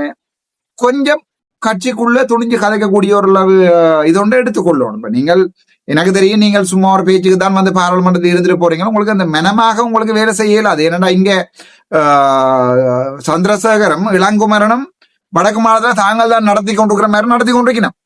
உங்களோட அம்மி பீஸா தான் அங்க வச்சிருக்கணும்ன்றதை நாங்கள் நல்லா விளங்கி கொள்றோம். இப்ப என்ன ஒரு பாராளுமன்ற உறுப்பினராக விடனாலும் உங்களை நான் பாராளுமன்றத்திலையும் அதே நேரத்துல கண்டீன்லையும் ரோட்டு வழியவன் கண்டதுல இருந்தேன்னு அது ஒரு சொட்டு கொஞ்சமாவது படிச்சவன் அடிப்படையில எங்களுக்கு விளங்கும். உங்களால என்ன செய்யலும் என்ன செய்யலாது என்ன கெப்பாசிட்டியில இருக்கிறீங்க என்ன பிரச்சனைன்றது எங்களுக்கு விளங்கும் ரஜீவன். சரிதானே? அதுக்காக உங்களுக்கு அடிக்காம நான் கதை கேளாது. ஏனென்றால் தமிழ் மக்கள் விளங்கி கொள்ளணும். வடக்கு மாநிலத்தின் 4 பாராளுமன்ற உறுப்பினர்கள்ல படிச்சவன் 2 பேரையும் வேற பவானந்தராயாவையும் டாக்டர் பவானந்தராயாவையும் ஒரு படி போய் சேருன்னு சொன்னா கூட பரவாயில்ல. அந்த மனுஷன் எங்களுக்கு படிப்பிச்சது. ஆகவே டாக்டர் பவானந்தராயாவையும் ஒரு பிரின்சிபல் ரஜீவனையும் ஒரு சொட்டுக்குமே பாவிக்காம சொட்டுக்குமே பிரயோசனம் இல்லாத ஒரு ஜடங்களா தான் இந்த என்பிபி அரசாங்கம் வடக்கு மாநிலத்தில் வச்சிருக்கு. அதுதான் ரியாலிட்டி. சோ சும்மா வச்சுக்கொண்டு அவங்க எழுதி தாராங்களே. இப்ப இவரண்டே கொண்டு வாய்ச்சது எழுதி வாய்ச்சு உங்களுக்கு தெரியும், நீங்க பாத்துருப்பீங்க. அவரால கதைக்கு இயலாது என்றால் இவர் ஒரு விடயத்தை எழுதி கொடுக்கணும். எங்க என்பிபி அரசாங்கத்தை கொடுக்கணும். அண்மையில கூட நான் கேள்விப்பட்டேன்னா இவர் கடிதம் கொடுத்திருக்கா, இனிமே தான் தனிப்பட்ட கருத்துக்களை சொல்ல மாட்டேன், தாங்க உங்களுடைய அனுமதியை பெற்று தான் கதை பெண்ணெல்லாம் கதையெல்லாம் வந்திருக்கு. அது உங்களோட என்பிபிகளை இருக்கிறாங்கல்ல என்ன சொன்னவங்க எனக்கு அது தெரியலைன்னா நான் தோட்டம் தேவையில்லை. உங்களுடைய சுயமரியாதையெல்லாம் கை வைக்கிறதா அவ்வளவு நல்லா படையில்லை என்றால் எனக்கு விருப்பம் நீங்கள் தொடர்ந்து அரசியல்ல இருக்க வேண்டும்ன்றது. உங்களை மாதிரி ஆக்களை அனுப்பி டக்ளஸ் மாதிரியான ஆக்களை கொண்டு வரதுக்கு நான் முட்டாலும் இல்லை. ஆனா நீங்க தொடர்ந்து இருப்பீங்களான்னு கேட்டாலும் எனக்கு சந்தேகம் தான். ஏன்னா வார வருஷம் சனம் உங்களுக்கு என்ன பிரயோசனம் பண்ணி ஓட் போடும். இந்த 5 வருஷம் தானே நீங்க நான் உங்களுக்கு நெடுக காண்ற நேரம் சொல்லியிருக்கிறேன். உங்களுக்கு இந்த 5 வருஷம் தான் நீங்க உங்களுடைய அரசியலை திடப்படுத்திக் கொள்ளணும். நீங்கள் எங்களை மாதிரி அர்ச்சுனாண்ட பேருக்கு பாராளுமன்றம் வந்தார்கள் இல்லை. நீங்க பாராளுமன்றம் வந்தது அனுரு என்ற பேர்ல அந்த அலையில தான் வந்தது. விளைஞ்ச உங்களுக்கு அப்ப அடுத்த முறை அனுரு அலை அடிக்காதுன்னு. இப்ப அனுரு அலை இப்ப மாடு உச்சா போற மாதிரி போயிட்டு மாடு ரீச்சா போன மாதிரி மாட்டுன்ற ரீச்சா மாதிரி வந்துட்டு இருப்பேன். சரிதானே? அனுரு அலை வடக்கு மாநிலத்துல மாட்டுன்ற ரீச்சா மாதிரி வந்துட்டு மாட்டுன்ற ரீச்சா மாதிரி உச்சா மாதிரி வந்துட்டு. ஏனண்டா அண்ணே பொய் எல்லாமே பொய் சொல்ற 13,000 வீட்டை வார வருஷம் கட்டிதாரன்னு சொல்லி உருட்டிடுறீங்க. சோ இந்த முறை பட்ஜெட்ல நீங்க 13,000 வீட்டு ஒதுக்கத்தானே வேணும். வடக்கு மாநிலத்துக்கு ஒதுக்குவியல் சொன்னா நாங்கள் அனுர அரசாங்கத்தின் ஒரு சில வேலைகளாவது நடக்க மாட்டதை ஏற்றுக்கொள்ளலாம். 13,000 வீட்டுக்கு 50 லட்சம் படி எவ்வளவு காசு வேணும்னு யோசிச்சு பாருங்க. நீங்க நினைக்கிறீங்களோ வடக்கு மாநிலத்துல ஒதுக்கினமாண்டு? ஒதுக்கினாலும் அதை செயற்படுத்துற வேற ஒதுக்கலாம். யாரும் வேணும்னு ஒதுக்கலாம். இந்த கிரவுண்டுக்கு உங்களை தெரியும் ரஜீவனா, நான் கலைக்க விரும்பல, உங்களை என்ன அவமானப்படுத்த விரும்பல. நீங்களும் தான் இந்த மண்டதீவுல இன்டர்நேஷனல் கிரவுண்ட் போய் நின்றாக்கள். சரிதானே? இதோ இண்டோர் ஸ்டேடியம் வருதுன்னு போய் நின்றாக்கள். அவே அதுக்குரிய பதில நீங்கள் தான் சொல்லணும். அவே கோவிக்க வேண்டாம். உங்களை நான் இந்த மாதிரியான விமர்சனங்களுக்கு உட்படுத்தினேன்.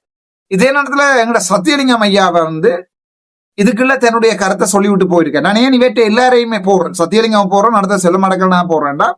மக்கள் ஒரு 3 நிமிஷம் தானே அதை கேட்டு பார்க்கணும். நீங்க சத்தியலிங்கம் என்ன கதைக்கிறார், வவுனியா மக்களுக்கு இது எந்த அளவுக்கு பிரயோசனமானது, அது தானே கொண்டு வந்த பிரேரணையில், அதாவது தமிழரசு கட்சி கொண்டு வந்த பிரேரணையில நாங்களும் காய்ச்சிருக்கிறோம். சோ இப்ப எல்லாருமே கேட்கிறோம்னா, ஏன் கத்துறாய், ஏன் பார்லிமெண்ட்ல கத்தி கதைக்கிறாய், மெல்லமா கதை இப்படி மெல்லமா கதை கேளு பார்லிமெண்ட்ல. ஏனென்றால் 2 வருஷம் தமிழரசு கட்சி இவங்களுக்கு ரீச்சா கொடுக்குது. சரிதானே, நான் சொல்ல தேவையில்லை என்ன கொடுக்குன்னு சொல்ல உங்களை விளங்கு தானே, என்ன கொடுக்குன்னு சொல்லவா? ஐயப்பா என்ற போன நான் டச் பிடிச்சிட்டு தமிழரட்சி கட்சி வைக்கி ஆடுதில்ல, தமிழரசு கட்சி வைக்கி ரீச்சா கொடுக்குது. உங்களுக்கு என்ன கொடுக்குதான்னு உங்களுக்கு விளங்க. உங்களுக்கு இவன் எங்களை ஏமாத்தி கொண்டிருக்கணும். காலங்காலம் பயங்கரமா காத்தடிக்குதா, காலங்காலமா ஏமாத்தி கொண்டிருக்கிறாங்களா, அவ்வளவுதான் நடக்குது. சோ என்னுடைய பிரச்சனை முழுக்க, எப்ப நீங்கள் கிளிநொச்சி மக்களை வீடு கட்டி கொடுக்க போறீங்க? சும்மா பட்ஜெட்ல கொண்டு வந்து வாசிக்கிறது பெரிய யோசனை. இந்த முறை இந்த வீடியோவோட இந்த பட்ஜெட்ல வாசிக்கிறாங்களோ எனக்கு தெரியாது, ஆனா வாசிச்சா கொடுக்குறீங்களா? அதுதான் என்னுடைய பிரச்சனை. இப்ப என்னுடைய கேள்விகள் எல்லாம், வடக்கு மாநிலத்துல இந்த 2 வருஷத்துல கல் வச்ச இடம் எத்தனை, நீங்க கட்டின இடம் எத்தனை யோசிச்சு பாருங்க. இன்டர்நேஷனல் ஸ்டேடியம் கொண்டு வந்து கல் வச்சாங்க, என்ன இதாங்க இண்டோர் ஸ்டேடியம் கல் வச்சாங்க. சரி, அது இண்டோர் ஸ்டேடியத்தை சுமந்திரம் தான் வழக்கு போட்டு ஓல் பாக்குகளை கட்டையிலாம தடுக்கிறேன். அதெல்லாம் திட்டமிட்டு செய்த உதவியல் தான் விளையாங்க. அதுக்கு வழக்கு போட்டவர் சுமந்திரன். இவற்றை அமைச்சர் அப்ப முதல்லாம் பேக் அதுல நம்புறதுக்கு நாங்க தயாராகல. உங்களுக்கு விளங்கி இருக்கேன், சுமந்திரனுக்கும் ரணிலுடைய திட்டமிட்ட மாஸ்டர் கேம் எழுது. இதாலதான் சுமந்திரனை என்ன இருக்கிற. சோ கொஞ்சம் சிந்தியுங்கோ, சரிதானே, கொஞ்சம் சிந்தியுங்கோ. இன்னும் 2 பேர்ட்ட கதை இருக்கு, கேளுங்க. அதுல ஒரு பேர் வவுனியா தன்னுடைய மக்களுடைய அபிவிருத்திக்காக என்ன மாதிரி கதைக்கிறன்றது அடுத்ததா பார்ப்போம். යෝජනාව ස්ථීර කිරීම ගරු පී සත්‍යලිංගම් මන්ත්‍රීතුමා ඔබතුමාට විනාඩි 4ක් කාලයක් ලැබෙනවා. Honorable Chair, I second the motion brought by Honorable Sanakian on establishment of a special development fund dedicated to reduce the regional disparities in development. இந்த பிரேரணை மிகவும் முக்கியமானது. கடந்த காலங்களிலே நாங்கள் மாகாண சபையிலே இதே மாதிரியான ஒரு அபிவிருத்தி நிதியத்தை மாகாண சபையிலே நாங்கள் நிறுவுவதற்கு நாங்கள் முயற்சி செய்த போது அந்த நேரத்தில் இருந்த அரசாங்கம் மாகாண சபை அவ்வாறானதொரு அபிவிருத்தி நிதியத்தை உருவாக்குவதற்கு தாற்பயம் மாகாண சபைக்கு இல்லை என்ற ஒரு கட்டுப்பாட்டை அவர்கள் விதித்தார்கள். அப்போது நாங்கள் அதை ஒரு முதலமைச்சர் நிதியமாக மாகாண சபையிலே கொண்டு வருவதற்கு முயற்சி செய்த போதும் அது இறுதி வரை இழுத்தடிக்கப்பட்டு அந்த முதலமைச்சர் நிதியமும் முற்றாக முடக்கப்பட்டது. ஆகவே கௌரவ சாணக்கியன் அவர்கள் கொண்டு வந்த இந்த விசேட அபிவிருத்தி நிதியம் அது முழு நாட்டுக்கும் அல்லாவிட்டாலும் கூட அபிவிருத்தியிலே பின்தங்கி நிற்கின்ற மாவட்டங்கள் அல்லது மாகாணங்களிலே அபிவிருத்தியை செய்வதற்கான ஒரு நிதியத்தை உருவாக்குவது என்பது மிகவும் முக்கியமானது. உங்களுக்கு தெரியும், இந்த 40 ஆண்டு காலம் இந்த நாட்டில் ஏற்பட்ட யுத்தத்தினால் குறிப்பாக வடக்கு கிழக்கு மாகாணங்களிலே அபிவிருத்தி செயற்பாடுகள் மிகவும் மோசமான பின்னடைவை சந்தித்திருந்தது.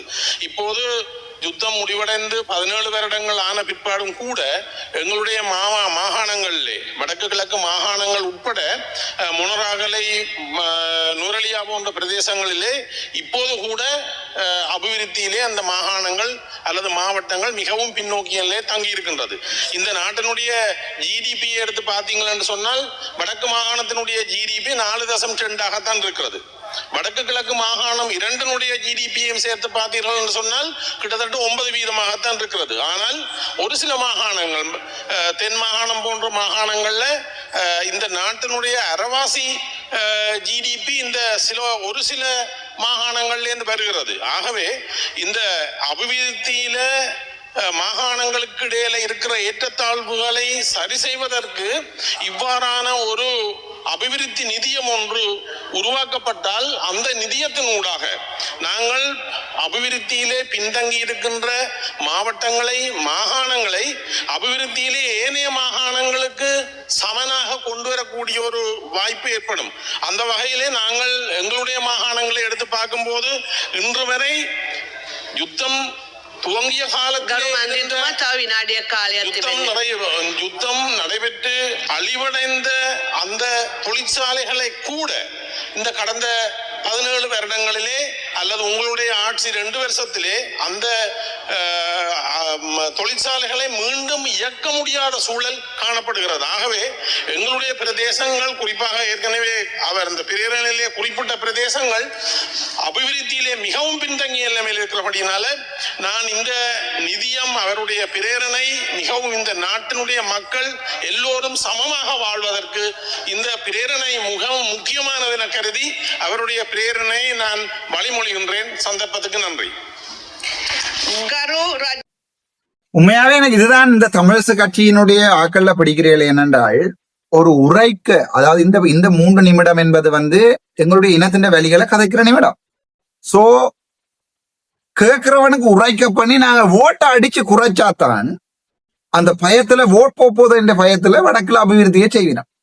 சும்மா நீங்க நொட்டி கொண்டு இருக்கிறதாக இருந்தால் அது என்னடுவாங்க அபிவிருத்தியை செய்வாங்க. ஜோதிச்சு பாருங்க. நான் கொடுத்ததுக்கு இந்த வீடியோ இதுவரைக்கும் பாக்குறவன் உண்மையாவே சந்தோஷப்படுறேன்டாப்பா, நீங்க இவ்வளவு சப்போர்ட் பண்றீங்க. நான் கொடுத்ததுக்கு, நான் எப்படி கொடுத்தேன் நீங்க பாத்துறீங்க தானே. நான் கொடுத்ததுக்கு சிங்கள பாராளுமன்ற உறுப்பினர் எழும்பி, முதல் ரஜீவன் சப்போர்ட் பண்ணி எல்லாம் போனவர், சிங்கள பாராளுமன்ற உறுப்பினர் ஒருவர் எழும்பி என்ன சொல்றாருன்ற சின்ன கட்டை மட்டும் போடுறேன்னு கேளுங்க. முழுக்க போட இல்லாத என்ன சொல்றாருன்ற கட்டை மட்டும் சொல்ல போடுறேன்னு கேளுங்க. දිනේශ් හේමන්ත මන්ත්‍රීතුමා ඔබතුමාට විනාඩි 3ක් කාලයක් ලැබෙනවා. කරු ශානික්කන් රාසමාණික්‍යම් අපේ මන්ත්‍රීතුමා අද දවසේ පෞද්ගලික මන්ත්‍රී යෝජනාවක් විදිහට ඉදිරිපත් කරන මේ සංවර්ධනයේ විෂමතාවයන් තියෙන පළාත් දෙකක් විශේෂයෙන් උතුරු නැගෙනහිර ඊළඟට දිස්ත්‍රික්ක වශයෙන් ගත්තොත් එහෙම අපේ නුවරඑළිය වගේ දිස්ත්‍රික්ක විශේෂයෙන් සංවර්ධනය කිරීම සඳහා වන අරමුදල ගොඩනැගීම සම්බන්ධයෙන් තමයි අපේ රාජ්‍යයට වෙන මුදල් ඒකකයක් හදලා දෙන්න ඕන කියලා. එතුමාගේ යෝජනාවේ තියෙන්නේ සංවර්ධනයේ විෂමතාවයන් තියෙන ප්‍රදේශ ටිකක් අඳුනගෙන පුළුවන් නම් ඒක මේ එතුමා උතුර කියලා දාලත් නැහැ. එතුමා නැගෙනහිර කියලා දාලත් නැහැ. එතුමා උතුරු නැගෙනහිර මේ නුවරඑළිය මොනරාගල මේ සමස්ත ශ්‍රී ලංකාව ඇතුළේ එතුමා අඳුනාගත්ත ප්‍රදේශ කීපයක් තමයි මේ යෝජනාව ඇතුළේ සඳහන් කරලා තියෙන්නේ. ඒ නිසා අපිට මේ යෝජනාව ඇතුළේ තමන්ගේ දේශපාලන ඌමනාව ඉෂ්ට කරගන්න, තමන්ගේ දේශපාලනයේ ඌමනාව ජාතිවාදී අවුස්සන්න මෙතනත් මේ බෙදීමක් ඇති කරන්න කතා කරාට ආණ්ඩුවක් විදිහට අපිට ඒ වගේ යෝජනා සම්මත කරගන්න අවස්ථාවක් දෙන්න බෑ. මේ රාජමාණික්ක මන්ත්‍රීතුමා කළ තියෙන යෝජනාව ඉතාම හොඳ එකක්. එතුමා දැක්ක කෝණේ අනුව යෝජනාවක් අරන් ඇවිල්ලා තියෙනවා මෙන්න මේ ප්‍රදේශ දියුණු කරන්න වෙනම අරමුදලක් ඕන කියලා. නමුත් මේ සියල්ල ඇතුළත් කරලා තුලිත ආර්ථික இதுல அவர் சொன்ன சிங்களத்துல என்ன சொல்றாரு என்றால், இல்ல அப்படி வடக்குக்கு நாங்கள் அப்படி ஒன்றும் வடக்குக்கு மட்டுமண்டு ஒரு அபிவிருத்தியும் செய்யறதுக்கு நாங்க அனுமதிக்க இயலாது. நாங்கள் ஒட்டுமொத்தமாக இலங்கையர் என்ற அடிப்படையில இப்படி இதுல அர்ச்சுனா மாதிரி ஜாதிவாதி, அதாவது இனவாதத்தை, நான் இனவாதியாடா சிங்களம் போய் கேளுவான்னு சொல்லுங்க. இப்ப இவங்க என்பிபிக்கு நான் இனவாதி மாதிரி தான் இருப்பேன். ஆனா உண்மையான சிங்களம் போய் சொல்லுவான் நான் இனவாதியா இல்லையாண்டு. தேசிய தலைவரை நாங்க தெய்வம் என்று சொன்னா உடனே இனவாதி என்றுவாங்க, கொடியாண்டுவாங்க, ரஸ்தவாதி என்றுவாங்க. சோ இந்த ஜேவிபிக்காரருக்கு அது விளங்காது. இவங்களுக்கு ரோகண விஜய் வீரண்டே இந்த பயலுக்கு தெரியுமா எனக்கு தெரியாது. விளையாச்சு அவங்களுக்கு போய் கேட்டுதான் பார்க்கணும் எனக்கு தெரியுமாண்டு. ஏனென்றால் இது சும்மா அலையில தேர்தல், இதுல விளங்காது. நான் சொன்னதுமே வடக்கு மாநிலத்துல எங்கட வடக்கு பயங்கர நாசமா போய் இருக்குது. நான் ரஜீவனுக்கு தான் பேசினேன். சும்மா வடக்கு வளர்ந்தா வண்டி வளரும், வண்டி வளர்ந்தா அது வளரும், இது வளரும், மட்டும் தள்ளி கொண்டு வராதிங்க. அங்கே இங்கேயும் எங்களை பொறுத்த வரைக்கும் நாங்கள் எங்களுடைய வடக்கு மாநிலத்தில் ஒவ்வொருத்தனுக்கும் தன்னுடைய மானம் தானடாப்பா முக்கியம். எனக்கு என்னுடைய வடக்கு மானம் தானே முக்கியம். நான் ஒட்டுமொத்த இளைஞர்கள சிந்திக்கலாம், அப்படி சிந்திக்கலாம். என்னால எனக்கு என்ற வாகனம், என்ற வடக்கு மானம், என்ற தமிழ் ஜனம் எனக்கு சரியான முக்கியம். எத்தனையோ சிங்கள ஊடகங்களை நான் கேட்க சொல்லி இருக்கிறேன். எனக்கு என்ற சனம் முக்கியம். அப்ப அவங்க சிங்களத்துல கொமெண்ட் வரும், அவன் தென்ட மனுஷரை லவ் பண்றான்டாப்பா, அவன் தென்ட சனத்தை லவ் பண்றான், அதுக்கு நீங்க ஏன் கோவப்படுறீங்க? அப்படி எங்களுக்கு சிங்கள எம்பி ஒருத்தன் இல்லையே என்றுதான் கொமெண்ட் பண்ணுவாங்க. அதுக்குள்ள இவன் என்ன என்பிபி என்னண்டா, நாங்க எல்லாம் இலங்கையர் எல்லாம். ஆனா கொண்டே இப்ப தம்புத்தேகம் உள்ள தண்ணீர் திட்டத்துக்கு 50 மில்லியன் கொடுத்திருக்காரு. வடக்குமான ரோட்டுக்கு 5 மில்லியன், தம்புத்தேகத்துக்கு 45-50 மில்லியன். இதுவரை நாங்கள் காஜி பெரிய யோசனம் இல்லை. ஆனா இவர் என்ன சொல்றாரு என்றால், அர்ச்சுனா ராமநாதனுக்கு அப்படி வடக்க தமிழீழம் மாதிரி டெவலப் பண்ண விடையில்லாதான். இப்ப இங்கதான் நாங்க பார்க்கணும் முக்கியமான விடயம் என்னண்டா, எங்களுடைய வடக்கு மாகாண சபை தமிழற்ற கையில இருக்கணுமா என்பிபி கையில போகணுமான்றதை நீங்க இன்றைக்கு யோசிக்கணும். இதுக்கு பிறகும் நீங்க யோசிக்கல என்று சொன்னால், எங்களோட வடக்கு மாகாணம் தமிழற்ற கையில இருக்கணுமா என்பிபி போகணுமான்றதை நீங்க இதுக்கு மேலேயும் யோசிக்காம இந்த தடவையும் ஓட் போடுவீங்களா என்றால், இந்த கருத்துக்கு பிறகு இவர் பாத்தீங்கன்னா பாரு என்ன சொல்றாரு, இல்ல ராசமாணிக்கத்தினுடைய கருத்து நல்ல, ஆனா அர்ச்சுனா மாதிரி தண்டு மானத்தை நேசிக்கிறவோட கருத்து தீவிரவாதம், ஜாதிவாதி என்றுதான் இவர் பேசுறார். நான் திரும்பியும் எழுப்பி சொல்வேன், நான் தமிழீழம் கட்டுறதுக்காக நான் என்னுடைய வடக்கு மாநிலத்தை டெவலப் பண்ணணும்னு சொல்லல. எனக்கு எந்த மாகாணம் முக்கியம், எனக்கு இந்த வடக்கு மாநிலம் முக்கியமாடாப்பா. நீங்க அதுல என்னன்னா சொல்லி போட்டு போ, என்ன தீவிரவாதி என்று முத்திரையை குத்து, அது என்ன பிரச்சனை இல்லை. அதை நான் பாயிண்ட் ஆஃப் ஆர்டர் அடிச்சு அடுத்ததாக சொல்வேன், கேளுங்க.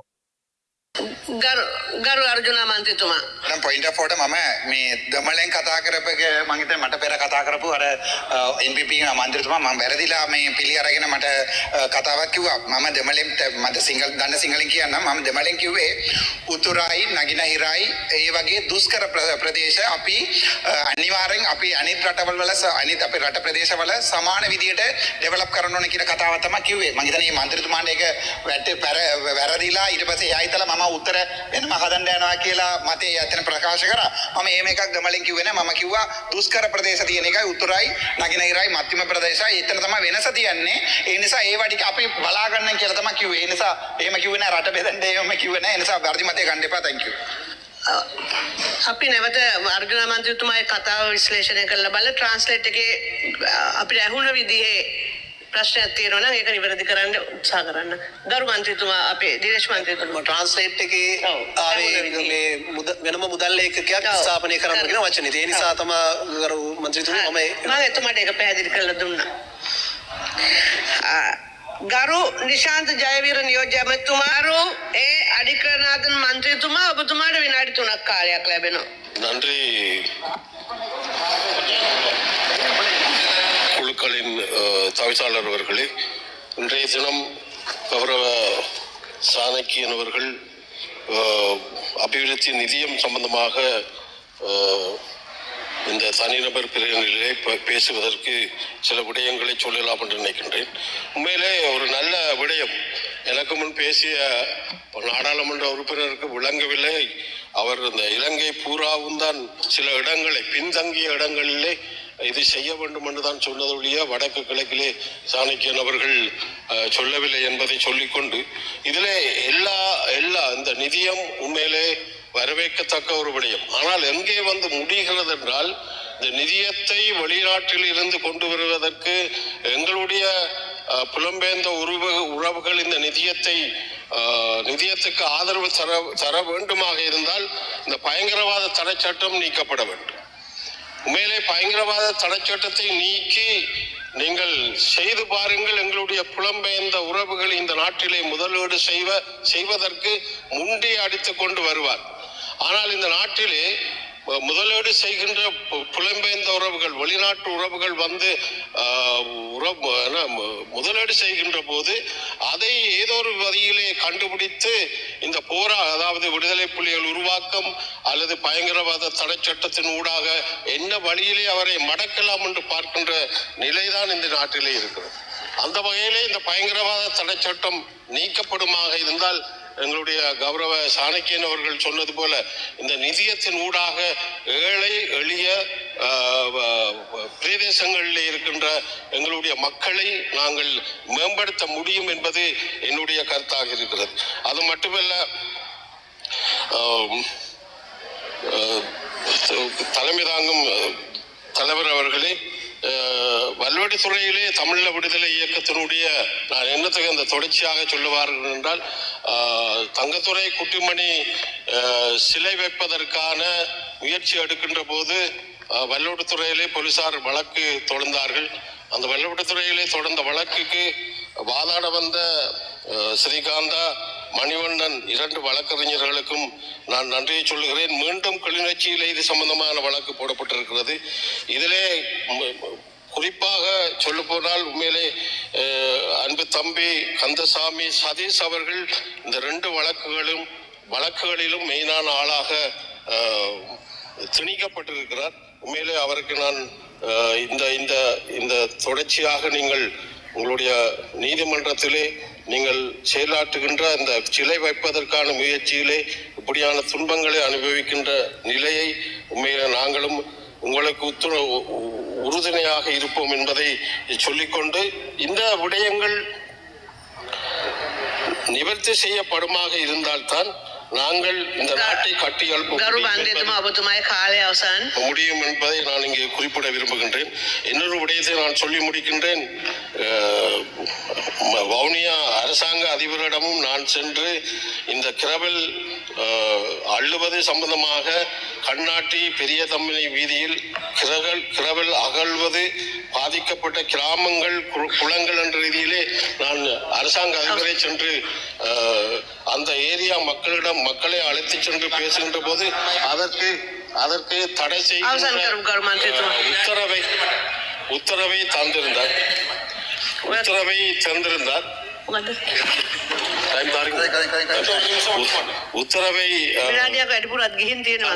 அந்த கிரவல் அள்ளக்கூடாது என்று சொல்லி, ஆனாலும் இப்பொழுது அள்ளுகின்ற ஒரு வாய்ப்பு ஏற்பட்டிருப்பதாக அந்த மக்கள் குறை சொல்கிறார்கள். இந்த குளங்கள், அதாவது பாதிக்கப்பட்ட இந்த கிரவல் அள்ளப்படுகின்ற போது பாதிக்கப்படுகின்ற கிராமங்கள் கண்ணாட்டி, பெரிய தம்பனை, மரக்காரம்பளை, கூழாங்குளம், கணேசபுரம், இதிலே பல குளம்பும் கிட்டத்தட்ட 10 குளங்கள் இதனால் பாதிக்கப்பட்டு விவசாயம் மிக பாதிக்கப்படும். ஆகவே இதிலே அரசாங்க அதிபர் சொன்ன விடயங்களுக்கு மாறாக செயல்படுகின்ற ஒரு நிலை காணப்படுகிறது. ஆகவே இதிலே அந்த மக்களுடைய விவசாயத்தையும் அந்த மக்களையும் அந்த கிராமங்களையும் காப்பாற்ற வேண்டும் என்று சபையிலே கேட்டு நிறைவு செய்கிறேன். நன்றி. என்னுடைய இனத்தை உண்மையாக நேசிக்கிற ஒவ்வொரு தமிழனுக்கும் இந்த வீடியோ சரியான முக்கியமானதாக இருக்கும். இல்லை எங்களுக்கு இனத்தில் ஒரு பிடிப்பு இல்லை, உங்களோட அண்ணா அக்கா மேரெல்லாம் இதுக்கு தாண்டா செத்தவங்கள் என்ன, இன்றைக்கு இந்த அரசியல் என்ற இடத்துல வந்து நிற்கிறோம். இவ்வளோ காலம் எங்களுக்கு இந்த அரசியல் என்ற இடத்துல நாங்கள் நிற்கல, இவ்வளோ காலம் நின்றது ஆயுத போராட்டத்தில் விளங்கி கொள்ளுங்கோ. இன்னொரு வீடியோ, தனி வீடியோ போடுறேன். நான் என்னுடைய பாராளுமன்றத்தில் கதைச்சிருக்கிறேன். 90ஆம் ஆண்டு முஸ்லீம் மக்கள் இலங்கையிலிருந்து வடக்கில் இருந்து வெளியேற்றப்பட்டது வந்து ஒரு உண்மையாகவே சரியான கவலைப்படக்கூடிய விடயம் என்கிற விடயத்தையும் கதைச்சிருக்கிறேன். அதை தூர நோக்கில் சிந்திக்காமல் சிலது அதுக்கு வீடியோ போட்டு கொண்டிருக்கு. வீடியோ நீ போடு, உனக்கு டாபிக், உனக்கு நீ வீடியோ போடு. எனக்கு என்னுடைய வடக்கு மாநிலத்தில் இருக்கிற என்னுடைய ஒவ்வொரு குழந்தை குட்டியும் முக்கியம். எனக்கு என்னுடைய ஏழைகள், கஷ்டப்பட்ட சனம், கூலி தொழிலுக்கு போகிற சனம் எனக்கு முக்கியம். அந்த பிள்ளை இப்போ நான் இந்த வீடியோ ரெக்கார்ட் பண்ணி கொண்டிருக்கேன். என்னுடைய ஃபோன் ஆஃப் ஆகிட்டு திருப்பி 6% சார்ஜ் போட்டிருக்கேன். இப்போ திருப்பி ஆஃப் ஆக போது அதுக்குள்ள இந்த வீடியோவை நான் முடிக்கிறேன். ஸோ அதை கொண்டே சார்ஜில் போட்டுட்டு என்ன செய்வோம் என்று ஜோதிச்சேன். சரி உடுப்பு அடுக்கும்னு பார்த்தா நல்ல கிட்டடியில் போயிட்டு பண்ணி கொண்டு வந்தால் புது ஷர்ட்டுகளும் ட்ரௌசர்களும் கணக்கு இருந்துச்சு. ஸோ அது ரெண்டா பாராளுமன்றது போய்க்கல. இப்போ நான் வீட்டில் ஒரே உடுப்போட தான் வீடியோ அடிக்கடி போடுவேன். ஸோ ஒரு 5-6 ட்ரௌசரும் 2 டெனிமும் ஒரு 3-4 ஷர்ட்டு பண்ணி கொண்டு வந்தான். ஸோ அதை அந்த டக்குகளை வெட்டி வெப்பம் பண்ணி இந்த 6 நிமிஷத்தில் வெட்டி ஜோதிச்சு பார்த்தேன். என்னுடைய கதை உங்களுக்கு சொல்கிறேன்னு கேளுங்க. நான் இது ஒரு தனி கதையாக போடணும்னு நினச்சேன்னா நான் போட விரும்பலை. ஒரு காலத்தில் சின்னலில் நாங்கள் இடம்பெயர்ந்து போயிருக்கைகளில் எனக்கு இந்த மெட்டீரியல் தொடைகளையும் அந்த ஞாபகம் தான் வந்தது. அம்மாவோட ஞாபகம், பெரியம்மான ஞாபகம் வந்தது. 97ஆம் ஆண்டு நாங்கள் பெரியம்மா வீட்டில் வந்து 500 பிரிகேட்டுக்கு முன்னால் இருக்கிறோம். அது அம்மாவுக்கு பாதி காணி, பெரியம்மாவுக்கு பாதின்ட்டு இருந்தது. பெரியம்மாவுக்கு சின்னடி அம்மா கொடுத்துட்டா. ஸோ பெரியம்மாக்கள் வெளிநாடு போயிட்டோம். லண்டனில் இருந்தவே நாங்கள் அந்த வீட்டில் பிறந்தாம் வீட்டில் வந்து இருக்கிறோம். எனக்கு இப்போ ஞாபகம் இருக்குது. அதுக்கு முதல் நாங்கள் இருந்தது நல்லூர் அடியில் ஒரு 360 இல்லை, சங்கிலியன் வீதியில் 32 சங்கிலியன் வீதி நல்லூர். அந்த இடத்துல நாங்கள் வாடகைக்கு இருந்தாங்க. அந்த நேரத்தில் தீபாவளி வேறு உங்களுக்கு தெரியும் உங்களுக்கு. ஸோ தீபாவளி நேரத்தில் இப்போ நாங்கள் அந்த கிரவுண்டில் ஒரு கிரவுண்டு பக்கத்தில் வீடு. ஸோ தீபாவளி என்ன எல்லோரும் புது உடுப்பு போட்டு வருவாங்க. ஸோ நான் அம்மாட்ட கேட்குறேன், நம்ம நாளைக்கு தீபாவளி ஆமனே என்ன புது உடுப்பு இருக்குன்றது. பிள்ளை புது உடுப்பு இருக்குது வணியந்திருக்கேனம்மா என்று சொல்லி அம்மா தந்தா. காட்டுங்க புது உடுப்பை சின்னல. நான் சரியான கவலையோடு தான் இந்த வீடியோ போடுறேன்னா. ஆனால் இத்தனைக்கும் 10-15 ஓடி பெருமதியான காணிக்கு சொந்தக்காரன். நான் இந்த கதையை உங்களுக்கு சொல்கிறேன். ஒரு இதாக இருக்கட்டும் உங்களுக்கு. அம்மா காட்டுங்கன்னு சொல்லி ஒரு மஞ்சள் கலர் ஷர்ட்டு எனக்கு ஞாபகம் இருக்குது. இந்த இடத்துல கரை இருந்தது. சரிதானே, ஷர்ட்டு புதுசாக இருந்தது. இந்த இடத்துல கரை இருந்தது. ஒரு பட்டன் வந்து வேறு கலரில் நூலால் தைக்கப்பட்டிருந்தது. ஒரு பட்டன் இடையில வேறு கலர் நூலால் தச்சிருந்தது. அப்போ நான் அம்மாட்ட கேட்டேன், என்னம்மா இப்படி உடுப்பு தந்திருக்கேன் கடையில், இதில் கரை ஊத்தையாக இருக்கு, ஆனால் நல்ல வாசம் வருது. ஏனென்றால் பண்ணான்ட்டு அல்லது டோபிகிட்ட கொடுத்து, டோபி தான் அந்த காலத்தில் வந்து கொண்டு போய் துவச்சி கொண்டு வர டோபிகிட்ட கொடுத்து அதை அயன் பண்ணி நீட்டாக புதுசு மாதிரி தான் இருக்குது. அம்மா சொன்னால் ஓமப்பூ அதை போடும்போது இதுதான் இந்த முறை எங்களுக்கு போடுறதுக்கு, அம்மா பிள்ளைக்கு தான் இந்த முறை புது உடுப்பேன். அப்போ நாங்கள் நம்ம இது புதுசாக இல்லாட்டி அண்ணா மேட்டையாட்டின்னு எடுத்து நீங்கள் டோபிகிட்ட கொடுத்து தந்துருக்குறீங்களான்னு. அம்மா என்ன பேர் சொல்லுதே இல்லை சொன்னால் அது இல்லை, அது பிறந்தாமன் நான் போட்ட ஷர்ட்டு. இந்த முறை அப்பா காசு போடல கிளிநொச்சியில இருந்து, அதால் பிள்ளைக்கு ஷர்ட்டு வேண்ட காசு இல்லை போடுமோ. நான் ஒன்றுமே கதைக்கல, அதை போட்டுட்டு தான் போனேன். பெரிய நக்கல் அடித்தவங்கள அந்த நேரத்தில். சார் என்ன மச்சான் புது உடுப்போடு வருவேன்னு பார்த்தால் வெளுத்த உடுப்போடு வரேன்ட்டு. அப்போ நான் நினைக்கிறேன் அறிவொழியில் படித்து கொண்டிருக்கிறேன். உங்களுக்கு அறிவொழியில் யாராவது படிச்சிங்களோ தெரியாது. நல்லூர் அடியில் அறிவொளி கிரவுண்ட் ஒன்றும் இருந்தது. அறிவொழியில் அந்த ஆமிக்காரோட கேம்பு பக்கத்து டியூஷனில் படித்து கொண்டிருக்கிறேன். நான் நினைக்கிறேன் அது ஆட்ட கிளாஸ் என்று சொன்னால் ஒரு ஜியோகிராஃபி கிளாஸ், பேர் சொல்ல விரும்பல, கௌசல்யாவுடைய ஃப்ரெண்டு அப்பான்ற கிளாஸில் 97ஆம் ஆண்டு கதை இது. சரிதானே? ஸோ எல்லா கிளாஸில் எல்லாருமே புது உடுப்பு, புது ஷார்ட்ஸ், புது ஷர்ட்டோட, நான் பழைய ஷார்ட்ஸோட இந்த டோபீட்டை போட்ட டோபீட்டை எடுத்த அந்த என்ன சொல்கிற ட்ரை கிளீன், இப்போ இல்லை ட்ரை கிளீன், அந்த இடத்துல டோபீட்டை போட்டு வந்ததுன்னு சொல்கிற போயிருக்கீங்களே கிளாஸில் நக்கல் அடிக்கிறாங்க படிக்காங்க. நானே சிரிச்சு விடவே இருக்கிறேன். சரிதானே? அப்படி ஒரு காலம் 97ஆம் ஆண்டு. என்னோட அப்பா கிளிநொச்சிக்குள்ள அப்பா இயக்கத்தில் காவல்துறையில் அப்பாவுக்கு 5000 ரூபா சம்பளம் பெறும். அப்போ 3000 ரூபா இன்னும் சம்பளம் வராது. அண்ணாமாருக்கு பேர்சரி 3000 வராது, அண்ணாக்கு பேர்சரி 3000 ரூபா வராது, 6000 ரூபா. அதுதான் எங்கள்கிட்ட வீட்டுக்குரிய அந்த நேரத்தில் இந்த அம்மா சமாளிக்கக்கூடிய அம்மாவோட நகை சகல 90 பவுன் நகை அம்மாவுக்கு சீதனம். அம்மாவுக்கு 90 பவுன் நினைச்சா கவலை வேறு அந்த நினைச்சு அவ்வளோ கஷ்டத்தில் வளர்ந்து விட்டு போயிருக்குது. 90 பவுன் நகை சீதனம். அதே நேரத்தில் வந்து 73 பிறப்புக்கு மேலே பிறப்பு காணி. எங்களுக்கு 4 தியேட்டர் இருந்தாடாப்பா பரம்பரைக்கு. அம்மாவுக்கு 73 பிறப்போ இன்னும் காணி. இங்கே 36, அங்கே 20, 56, அதை அங்கே 8, 62, 73 பிறப்புக்கு மேலே. அதையும் கூட அதையும் கூட வயல் காணிகள் எல்லாத்தையும் சேர்த்தா 80-90 பிறப்பு காணிகள் கொடுத்துட்டு போயிருந்தது சீதனம் மாமாவுக்கு. அதையும் விட மாமா சில்லாலைக்குள்ள உண்டு தெரியாமல் எழுதினது, சங்கானைக்குள்ள அம்மாண்ட பேரில் இருந்த எல்லாம் தாண்டா 100 பிறப்பு காணிக்கு மேலே 90-100 பவுன். அம்மா அடிக்கடி சொல்லுவாள் 100 பவுனோ ஏதோ உண்டு தனக்கு சீதனமாக தந்தது. விழான்லே பரம்பரையிலேயே தனக்கு தான் கூட சீதனம் தந்தேன். ஆனால் அது பேர் அப்பா 87ஆம் ஆண்டு இயக்கத்துக்கு போன பிறகு நாங்கள் எல்லாத்தையுமே இழந்து, சரியான ஒரு கவலை அந்த நேரத்தில், எல்லாத்தையுமே இழந்து அப்பா இயக்கத்தில் 87ஆம் ஆண்டு போய் அப்படி இயக்கத்தோடு போயிட்டார். நான் 5 அண்ணா மேரையும் என்னையும் அம்மா சின்னல்ல கஷ்டப்பட்டு தான் வளர்த்தவ. சரியான கஷ்டம் சின்னல்ல. சரி தானே? எனக்கு ஞாபகம் இருக்குது 92ஆம் ஆண்டு 91ஆம் ஆண்டு சங்கானையில் இருந்து நாங்கள் சாப்பாடு இல்லைன்னு நான் அழுது அண்ணாவை ஏற்றி தென்னை மரத்தில் தேங்காய் எப்படிங்க சொன்னா, கண்ணானாவை ஏற்றி தேங்காய் எப்படிங்க சொல்ல, கண்ணானா தேங்காய் குத்தேக்குள்ள அளவாங்கல இந்த கைக்குள்ள குத்தி. இப்போ யாருக்காவது இந்த வீடியோ பார்த்தால் ராமநாதன் கண்ணா லண்டனில் தான் இருக்கிறார், அவர்கிட்ட கையில் காயம் இருக்குன்னு நினைக்கிறேன். பேரம் போட்டுக்காடு.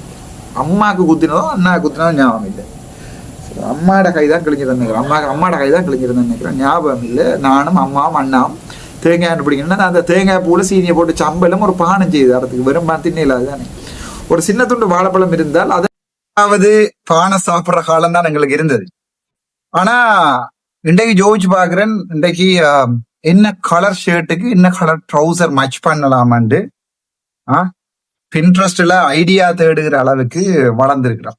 ஒரு வைத்தியராக, ஒரு பாராளுமன்ற உறுப்பினராக பின்ட்ரெஸ்ட்ல என்ன கலர் ஷர்ட்டுக்கு, பீச் கலருக்கு ப்ரௌன் நல்லா இருக்குமா, கோட் என்ன பிளேசருக்கு என்ன நல்லா இருக்கும், என்ன ஷர்ட் இன்டீரியருக்கு என்ன ட்ரௌசர் நல்லா இருக்கும், என்ன அந்த பிராண்ட் வாட்சுகள் வேண்ட அளவுக்கு போயில, பட் அட்லீஸ்ட் ஒரு பெர்ஃபெக்டா ட்ரெஸ் பண்ற அளவுக்கு அதை சிந்திக்கிற அளவுக்கு நாங்கள் இன்றைக்கு மாறி இருக்கிறோம். அன்றைக்கு ஜோதிச்சு பாக்குறேன், அம்மா அந்த ஷர்ட் கொண்டு தரைக்கலாம் அவ்வளவு பேர் நக்கலடி கேட்கல, நான் பேசாம தான் இருந்தேன் நான். ஆனா இன்றைக்கு மாறி இருக்கிறோம். ஸோ நான் இருந்த நிலைமையில இன்றைக்கு ஒரு பிள்ளை வடக்கு மாநிலத்துல இருக்கும், ஆனால் அது நாளைக்கு இதே மாதிரி வந்து வீடியோ போடுற அளவுக்கு நான் வைக்கக்கூடாது. அதனுடைய வாழ்க்கையை நான் மாற்றணும். அதுதான் என்னுடைய தேவையாக இருந்தது. இப்ப நான் இருந்த நிலைமையில நான் எவ்வளவு கஷ்டப்பட்டனோ எப்படி இருந்தனோ அதே நிலைமையில இன்றைக்கும் சங்கானையிலையும் பெரிய படாலையும் ஒரு பிள்ளை இருக்கும். இந்த வீடியோ நேரத்தில் பார்த்து கொண்டிருக்கும். சார் அந்த வீட்டை ஒரு ட்ரௌசர் ஒன்று வேண்டி தந்தேன். எனக்கு சொல்றதுக்கும் கவலையா இருக்கு. நான் ஓலவெல்ல தான் முதலாக ட்ரௌசர் போட வலிக்கிறேன். அந்த நிலைமை தான் நாங்கள் வளர்ந்ததும் நாங்கள் எங்களை வளர்ப்பிச்சதும் எல்லா கஷ்டமும் காட்டி, எல்லா சொத்து பத்து எல்லாம் கோடிக்கணக்காக இருக்கத்தக்கனையாக எல்லா கஷ்டமும் தெரிஞ்சு சாப்பாட்டுக்கும் வழி இல்லாம இடம்பெயர்ந்துதான் நாங்கள் வளர்ந்தனாங்க. ஸோ அந்த நிலைமையில நாளைக்கு என்னுடைய சமூகம் இருக்கக்கூடாது என்பதற்காகத்தான் நான் இவ்வளவு கஷ்டப்பட்டு இந்த அரசியல் நினைக்கிறேன். நான் எப்பயோ போயிருப்பேன். சரிதானே? இந்த விஷயம் உங்களுக்கு வலிச்சுச்சுன்னா நீங்க உங்களுடைய சனத்தை, உங்களுடைய இனத்தை, கஷ்டப்பட்ட ஏழைகளை நீங்க நேசிச்சீங்கண்டா. நீங்க பணக்காரரா இருக்கலாம், படிச்சவனா இருக்கலாம், ப்ரொஃபா இருக்கலாம், டாக்டரா இருக்கலாம். எனக்கு ஆசை நான் சாயக்கல்ல என்ன மாதிரியான ஒரு சமூகம் ஒரு வளர்ச்சியடைஞ்ச சமூகமா மாறி இருக்கணும் நீண்ட கால கனவோட சிங்கப்பூர் மாறி இருக்கணும் ஆசைப்பட்டு கொண்டு தான் இந்த அரசியல் நிற்கிறது. அதுல இருந்து கொண்டு தாடியலையும் வச்சுக்கொண்டு மீசலையும் வச்சுக்கொண்டு நல்ல அறிக்கைகள் நல்ல அட்வைஸுகள் எனக்கும் வேறுக்கும் தான் இனி போட்டி. என்னடா என்ன அந்தளவுக்கு கேவலமா போயிட்டேனாடா, அந்தளவுக்கு உங்களோட போட்டி போறளவுக்கு கேவலமா போயிட்டேனா வேண்டாம். உங்களோட படிப்பு பட்டம் மட்டும் கொண்டு கொடுத்துட்டு வந்த வேற நிலைமைக்கு இருக்கு. சில பேர்ட்ட வீடியோ கூட பாக்கல. அந்த இடத்துக்கு எனக்கு போயிடல, அந்த வந்து போக மாட்டேன். அந்த இடத்துக்கு என்னுடைய இனத்தை போகவும் விட மாட்டேன். மிகவும் கவலையோடு தான் இந்த வீடியோவை நான் போட்டுருக்கிறேன். இதுதான் பாராளுமன்றத்துக்கு உள்ளுகள் நடக்கிறது. எங்களுடைய வடக்கு மாகாணத்தை நாங்க டெவலப் பண்ணணும்னா அவன் அதை இனவாதமா பாக்குறான். வடக்கு மாகாணத்தை நாங்கள் நல்லா கொண்டு வரணும் முன்னேற்றணும் நான் நினைச்சா சிங்களவன் அதை இனவாதமா பாக்குறான். உண்மையாக இந்த இனவாத என்பிபி அரசுக்கு நீங்க இனிமே பார்க்க போடுவீர்களா இருந்தா இந்த வீடியோக்கு பிறகாவது. நான் இன்றைக்கு ரஜீவனுக்கு பேசினது என்னதுக்கு 2 வருஷத்துக்கு நானிய பிடிங்க நீங்க கேட்டதுக்கு தான் நான் பேசினேன். மற்றபடி ரஜீவன் என் அண்ணாவினுடைய வயசு வேற ஒரு கோபமும் இல்லை. 2 வருஷத்துல எங்களுக்கு என்னத்தை செஞ்சு கொடுத்த நீங்க என்னத்தை உங்களுடைய அரசாங்கம் கொண்டு வந்து சேர்த்திருக்கிறன்றதை நீங்க கதைச்சீங்களா? இப்ப தம்பு தேகமில்ல 45-50 பில்லியனுக்கு தண்ணீர் திட்டத்தை உருவாக்கிடுமாண்டா இன்றைக்கு வரைக்கும் அந்த எங்களோட கொட்டடி பக்கம் அங்காளஞ்சல் இருக்கிற சனங்களுக்கு தண்ணியில தாண்டா போயிருக்கு விளைஞ்சா உங்களுக்கு. ஆகவே இந்த இனத்தை எந்த மண்ணை நான் நிர்வகிக்கணும், நான் அதை ஆள வேணும், நான் அதை அபிவிருத்தி செய்யணும் நினைச்சா கூட சிங்களவன் சில பேர் இனவாதி இருக்கு. இந்த என்பிபி வந்து பயங்கர இனவாத கட்சி உங்களுக்கு விளங்கல. வடக்கு மாநசபை மாறியும் நீங்க என்பிபி கொடுப்பீங்களா இருந்தா இந்த வீடியோக்கு பிறகு மாறியும் நீங்க கொடுப்பீங்களா இருந்தால் நீங்கள் தான் யோசிக்கணும். இல்ல இப்ப நான் ஏன் விளைவேற்ற கதையும் போட்டு நான் ஏன் செல்வன் என்ற கதையில இருந்து ஏன் சாணக்கிய கதையில இருந்து ஏன் இவரங்களோட சத்தியலிங்கத்தின் கதையும் வரைக்கும் போட்டுனான். அந்த கதைகளுக்கும் என்னுடைய கதைகளுக்கும் என்னுடைய வழிகளுக்கும் அவர்களுடைய வழிகளுக்கும் என்னுடைய எண்ணங்களுக்கும் அவர்களுடைய எண்ணங்களுக்கும் உள்ள வித்தியாசத்தை உங்களுக்கு காட்டுறதுதான். நன்றி, வணக்கம். டாக்டர் ராமநாதன்.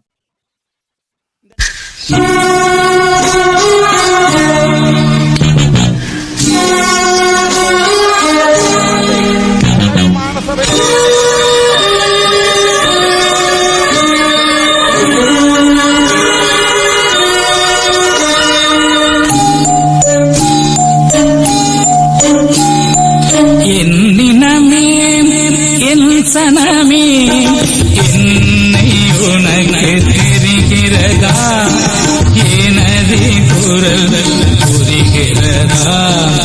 என்னினமே என் சனமே என்னை உனக்கு தெரிகிறதா, எனது குரல் புரிகிறதா. என்னினமே என் சனமே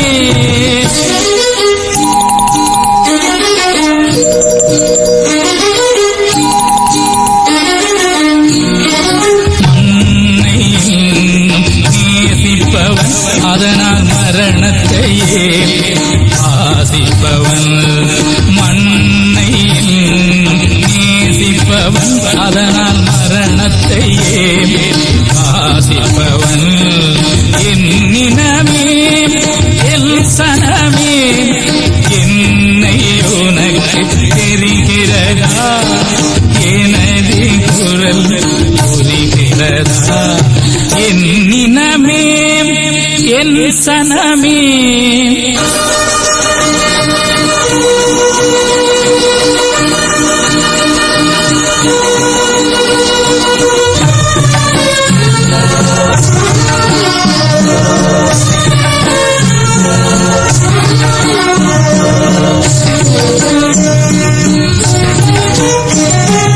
அன்னை தந்தை எனக்கு முண்டு அன்பு செய்ய புறவும் என்னை நம்பி உயிர்கள் உண்டு ஏக்கம் நெஞ்சில் நிறைய மண்ணை நேசிப்பவன் அதற்காய் மரணத்தையே ஆசிப்பவன்.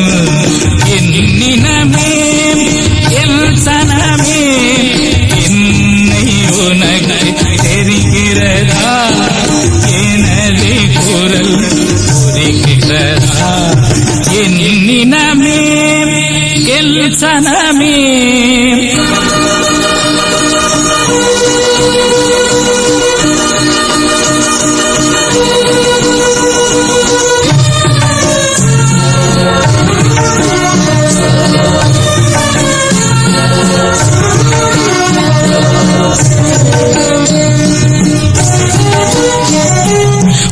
பாசறை நான் புகுந்த இடம் பதுங்கு கூடி உறங்கு விடம் தேச நலன் எனது கடன் தேன் தமிழே எனது திடன் அதனால் மண்ணை நேசிப்பவன் அதற்காய் மரணத்தை ஆசிப்பவன் என்னினமே என் சனமே என்னை உனக்கு தெரிகிறதா எனது குரல் புரிகிறதா என்னினமே என் சனமே